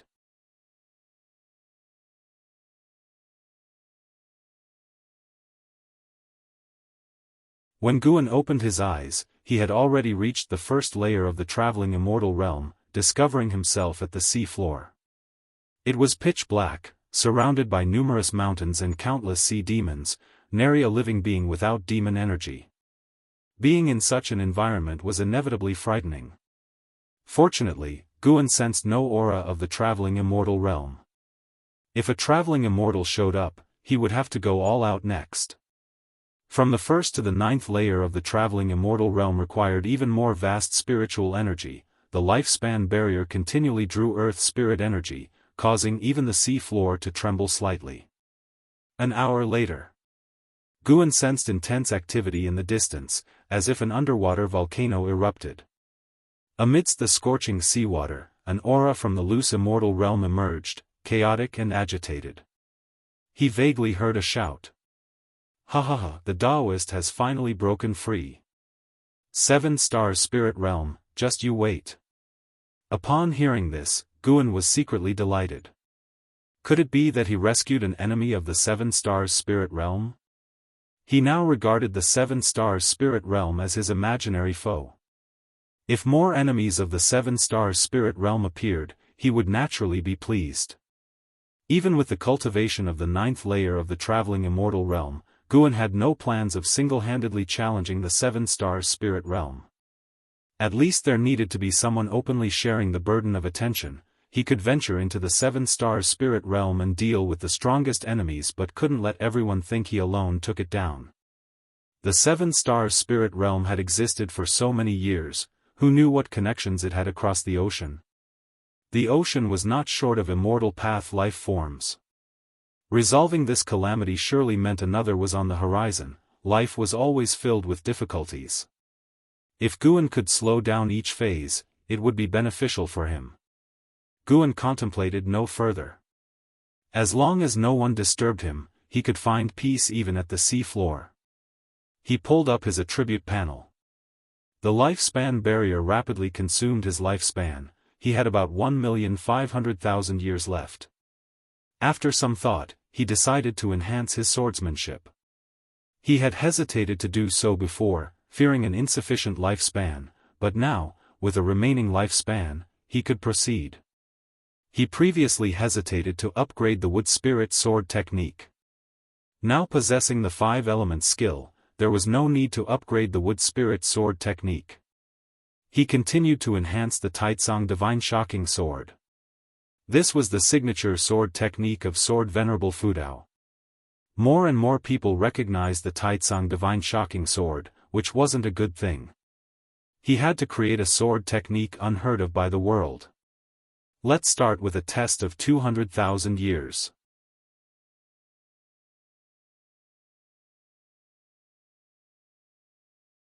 Guan invested his lifespan into evolving and practicing the Taitsong divine shocking sword, and a series of prompts appeared.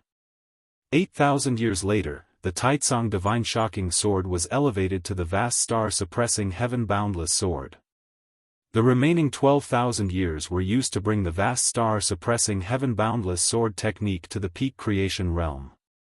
Vast memories then flooded Guan's mind. The vast star-suppressing heaven-boundless sword used the stars to evoke sword intent, capable of suppressing heaven and earth, its sword chi boundless and immense, already containing the mysteries of great divine power. Half an hour later, Guan opened his eyes, brimming with determination. What a domineering vast star-suppressing heaven-boundless sword! With this sword unleashed, all sword cultivators under heaven would likely bow in submission, not daring to imagine surpassing his sword Dao. Guan was already fantasizing about the influence this sword technique's display would have. However, it couldn't be used recklessly, it had to be unveiled at a crucial moment. He smiled. The 9th layer of the traveling immortal realm, mastering the heaven and earth primordial skill and the vast star-suppressing heaven-boundless sword, possessing the mystic holy body, how could a demon emperor withstand a few of his moves? Could the demon ancestor about to be resurrected threaten him? Sorry, junior sister, but your senior brother is unwilling to see you cast away on a deserted island. Guan slowly stood up and closed the lifespan barrier. With one step, he emerged from the sea and arrived tens of thousands of miles high in the sky. In an instant, his divine sense captured the aura of Xiaochuan in the Supreme Sect's Third Medicine Valley. This overwhelming feeling of power gave Guan tremendous joy. With one stride, he arrived above the Supreme Sect. The distance traveled in that single step was immeasurable.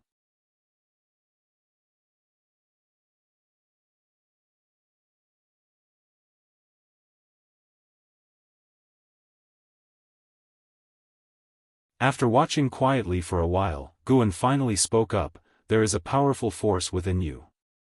After depleting your spiritual power, this force has actually enhanced your cultivation level." Upon hearing this, Ji Xiaoyu quickly opened her eyes, then stood up and faced him with a clasped fist in courtesy. "I have ties with the Ji family and wish to teach you a divine skill. Would you like to learn?" Guan asked calmly. He intended to impart the Daoist gang primal energy to Ji Xiaoyu. The Daoist gang primal energy, transformed from Heaven and Earth Path Gang, was stolen from Ji Xiaoyu by Jianghu. By returning it to Ji Xiaoyu, Guan repaid the debt of her past rescue. Upon hearing this, Ji Xiaoyu asked, "May I ask, Senior, what divine skill is it?" "The Daoist gang primal energy." "Have you heard of it?" "The Daoist gang primal energy?" Ji Xiaoyu was moved, her eyes showing a mix of surprise and doubt. Guan said softly, "It seems you have heard of it." Through her mask, Ji Xiaoyu could not discern his true appearance. She suppressed her inner shock and asked with furrowed brows, "May I ask, Senior, who exactly are you?" "The Daoist gang primal energy is an ultimate skill of the Ji family that has been lost. There is no related transmission within the family, and to master the Daoist gang primal energy, one must first cultivate the Heaven and Earth Dominator body. To achieve the Heaven and Earth Dominator body is enough to be included in the main family's lineage." Guan replied, "There is no need for you to know my identity. You only need to answer whether you want to learn. Then please, Senior, teach me." Ji Xiaoyu replied without hesitation. Guan waved his sleeve, and a gust of wind blew towards Ji Xiaoyu.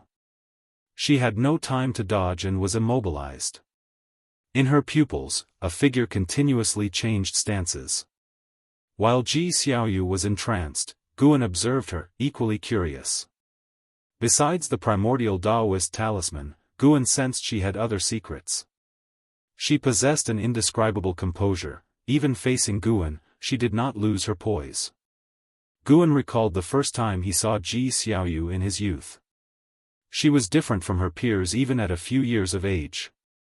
At that time, he even guessed she might have been possessed by someone, with an old soul inside her body. An hour later, Ji Xiaoyu's eyes became clear. She took a deep breath and turned to look at Guan, who was standing not far away by the mountain wall. She said, "Thank you, Senior, for your guidance. How can I repay you?" She was sure the Daoist gang primal energy she just acquired was genuine. The Daoist gang primal energy shared many similarities with her Heaven and Earth Path gang. She could even see the signs of the Heaven and Earth Path gang evolving into Daoist gang primal energy. This person's Dao level surely exceeded her imagination. He might even be the strongest person she had ever encountered in her life. "I do not need your repayment. I am only considering your surname, Ji. Tell me, what are your impressions of the 7 stars spirit realm?" Guan replied casually. In fact, in his heart, Ji Xiaoyu was more important than the Ji family. Although the Ji family raised him, years ago, they intended to cut off his hand. It was Ji Xiaoyu who spoke up to save him. His acceptance into the supreme sect was also Ji Xiaoyu's idea, unrelated to the Ji family. Over the years, the medicinal herbs Guan had contributed were enough to repay the Ji family. This time, rescuing Ji Xiaoyu was also repaying her past kindness. At least in Gu An's mind, he and the Ji family, including Ji Xiaoyu, were even in grace. The Ji family was about to leave the supreme sect. To Guan, it meant that the Ji family would have no relation to him in the future, becoming strangers. Ji Xiaoyu looked at Guan and calmly said, "A place named Holy Land, but in reality, a demon cave." Guan was surprised. He did not expect Ji Xiaoyu to recognize this. Ji Xiaoyu continued, "It seems Senior also has a different view of the 7 stars spirit realm. Otherwise, you would not have asked me. Perhaps we can stand on the same side." "Oh? why should we stand on the same side? Gu An's tone was intriguing. Ji Xiaoyu frankly said, I want to overthrow the 7 stars spirit realm. My power alone is too weak. I hope Senior can assist me. Guan inquired, reason? It has nothing to do with the sake of the people. The Ji family wants to marry me off to a disciple of the 7 stars spirit realm. For the sake of blood relations, I cannot oppose the Ji family, so I intend to eliminate the 7 stars spirit realm. Ji Xiaoyu's expression remained calm. Though I was born in the Ji family, I will not choose to sacrifice myself for the family. Between me and the family, I will always choose myself. If Senior harbors animosity towards the 7 stars spirit realm, then we can join forces. I will gather as much information about the 7 stars spirit realm as possible. Listening to her, Guan could sense the coldness emanating from her bones, causing him to reassess her. In Gu An's impression, Ji Xiaoyu had been merely calm and composed. Only this time did he truly understand who Ji Xiaoyu was. Although her words seemed selfish, Guan did not dislike her for it. A person must prioritize themselves, and Ji Xiaoyu had not harmed her clansmen. The 7 stars spirit realm was indeed not a decent entity. Guan said, all right. Ji Xiaoyu immediately raised her hand in salute to Guan. Do you know that the root cause of the demon calamity comes from the 7 stars spirit realm? Guan suddenly asked. Upon hearing this, Ji Xiaoyu frowned and said, I only know some of the evil deeds the 7 stars spirit realm has done. I guess there might be a connection, but I don't know the specific reasons. Guan then told her what he had learned. As she listened, Ji Xiaoyu's brows furrowed more and more tightly. After he finished speaking, Ji Xiaoyu coldly said, if what you say is true, then destroying the 7 stars spirit realm could indeed save the populace. The 7 stars spirit realm is deeply rooted and strong. To destroy them is extremely difficult. For now, you should lie low. Once humanity prevails over the demon calamity, then make plans against the 7 stars spirit realm. Guan replied. Ji Xiaoyu nodded. Then Guan waved his sleeve, taking her to the edge of the great Jiang dynasty. In the land of 5 dynasties, there must be a transmission array leading to the 7 stars spirit realm. Delivering her here made Ji Xiaoyu safer. Before Ji Xiaoyu could speak, Guan disappeared from the spot. Ji Xiaoyu spread her divine sense and soon caught sight of cultivators. Her expression grew complex. To cross such a vast distance in such a short time. Who exactly is he? As autumn ended, winter snow finally arrived. After parting with Ji Xiaoyu, Guan returned to his usual farming life. Even though he had reached the 9th layer of the wandering immortal realm, he did not act recklessly. However, the changes brought by wandering immortal could not be completely hidden, so he began to elevate his apparent cultivation level. He planned to pretend to reside in the core formation realm using elixirs.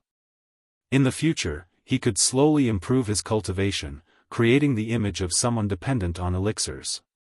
This would make others think him lucky and not strong. Guan aimed to be perceived as harmless to the Supreme Sect and other factions, making everyone believe there was no point in killing him, nor any harm in keeping him alive. This day, in the 3rd Medicine Valley, Guan was playing chess with Lu Lingjun. Snow drifted down but could not cover their bodies or the chessboard. Guan placed a piece and smiled, you've lost again. Lu Lingjun frowned, puzzled. She had calculated countless scenarios, how did she still lose? It didn't make sense, she thought. She was in the mystic heart realm. Unable to restrain herself, she asked, why can't I beat you? You're too hasty. Being hasty leads to flaws. Guan replied. Chess was something he brought to this world. How could he lose? He had to defend the dignity of Wuxia people. Lu Lingjun couldn't help but ponder. At that moment, a figure flew over, Elder Guzong's son, Gu Yu. He quickly landed beside Guan, excitedly saying, "Guan, the true inheritor disciple has returned. He's planning to lecture in the inner sect after the new year. You have to listen. They say he's now in the Mahayana realm." Hearing this, Lu Lingjun grew interested too. For Mystic Heart Realm cultivators, the most intriguing subject was how to reach the Mahayana realm. Guan couldn't help but ask, "Really? What is the true inheritor disciple's name?" Yesterday, he had sensed a Mahayana realm cultivator enter the supreme sect. As elders had personally received the person, he hadn't paid much attention. Of course, it's true.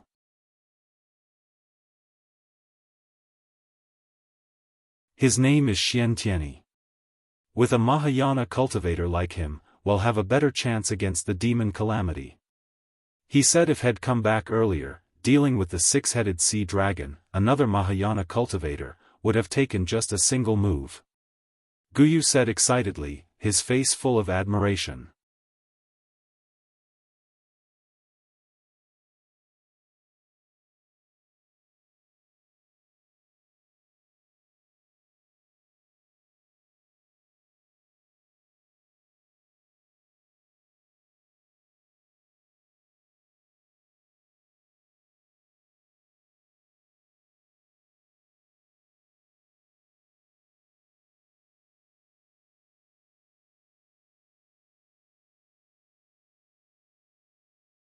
If the relationship is confirmed, feelings turn into responsibility, and you'll consider that person in everything you do. This inevitably affects your cultivation. I'm not afraid of being affected myself, but I hope she can cultivate peacefully without my influence, Guan said earnestly. He spoke from the bottom of his heart. Yilan had poor aptitude and now needed to find a way to cultivate the primordial reincarnation skill to change her extreme lifespan. Guan could choose to accompany her for the last 100 years of her life, but he didn't want her to have only 100 years now. If love lasts forever, why not cherish every moment together? Guan raised his wine cup, offering it to Jiang Qiong. Jiang Qiong looked into his clear eyes, feeling as if she was seeing him for the first time. This boy still had a romantic heart. Jiang Qiong asked, "How do you know you'll definitely live longer than her? What if you die first, and her years of painstaking cultivation lead to a regretful second half of her life? What then?" Guan smiled proudly. "To be honest, I now possess 2 slices of the Medicine Valley, with an endless supply of medicinal herbs. Even if I don't cultivate much, living a few hundred years just by relying on elixirs isn't hard." A few hundred years? Jiang Qiong found it amusing. This boy's perspective was really narrow. But for some reason, the thought of Guan passing away in a few hundred years while she continued to pursue the elusive immortal path made her inexplicably uneasy. "Come on, drink. Not drunk, no return," Jiang Qiong suddenly said with a stern face.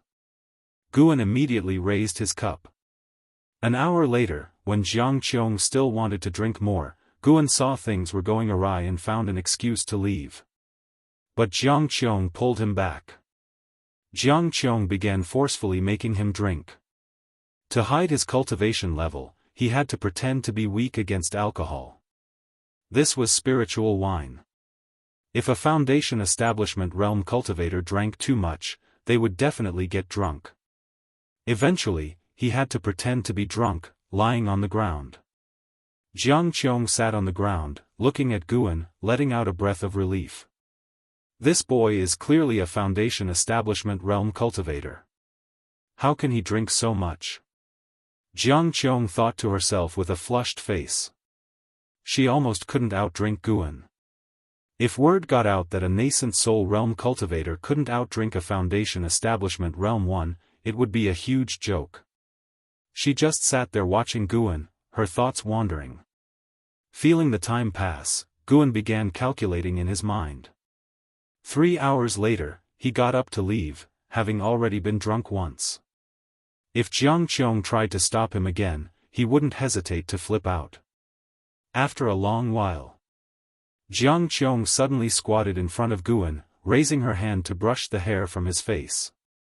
Gu An's heart pounded with tension. Wait a minute.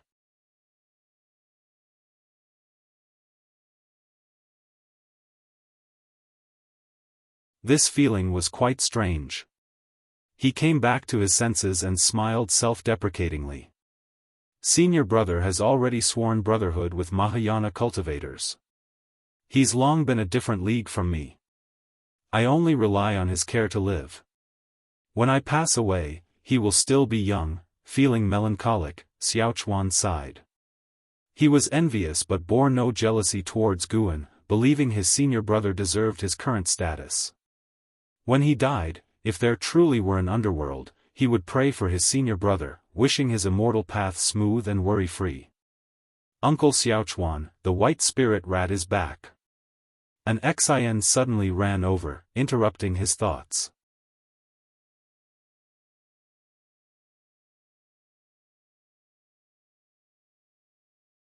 Chapter 174, Catastrophe rarely seen in 10,000 years. Ever since they had the mystic pure tree, the white spirit rat had basically been napping under it, rarely going out, and when it did, it was gone for several days, making Xiaochuan always worry about it. Under Anzin's guidance, Xiaochuan arrived at the mystic pure tree. The white spirit rat was lying under the mystic pure tree, its belly facing the sky. Xiaochuan squatted down and gently petted its belly, while it displayed a look of comfort. An Xian came up behind Xiaochuan and said with emotion, "Uncle Xiaochuan, you spoil it too much. It goes out for so long, don't you think it needs a little scolding?" She couldn't stand the white spirit rat's cockiness and laziness. Had it not been Gu An's pet, she would have taken care of it long ago. Don't underestimate it, it has another name, the treasure-hunting rat. It rarely goes out, but when it does, it might come back with a treasure, Xiaochuan said with a smile. At these words, an Xian squatted down as well, curiously examining the white spirit rat. The white spirit rat opened its eyes to see her, and its eyes widened. Suddenly, it spat a pearl at an Xian, who couldn't dodge in time. The pearl hit Anzin's face and immediately turned into liquid, seeping into her skin. Everything happened so quickly that an Xian couldn't react. By the time she realized what had happened, she screamed, stood up hurriedly, and frantically touched her face, while Xiaochuan was also frightened, not knowing what to do. The white spirit rat gave a smug smile and ran behind the tree. Guan heard Anzin scream and rushed over immediately, followed by other disciples. "Don't move, let me see." Upon hearing Gu An's voice, an Xian calmed down instantly and let go of her hands. Everyone looked closely and saw that apart from a slight redness due to emotional agitation, there were no injuries on her face. Guan examined her and then asked Xiaochuan to go fetch Lu Lingjun. Although an Xian was fine, she had obtained an opportunity. But Guan couldn't say this out loud, he had to get Lu Lingjun to explain it.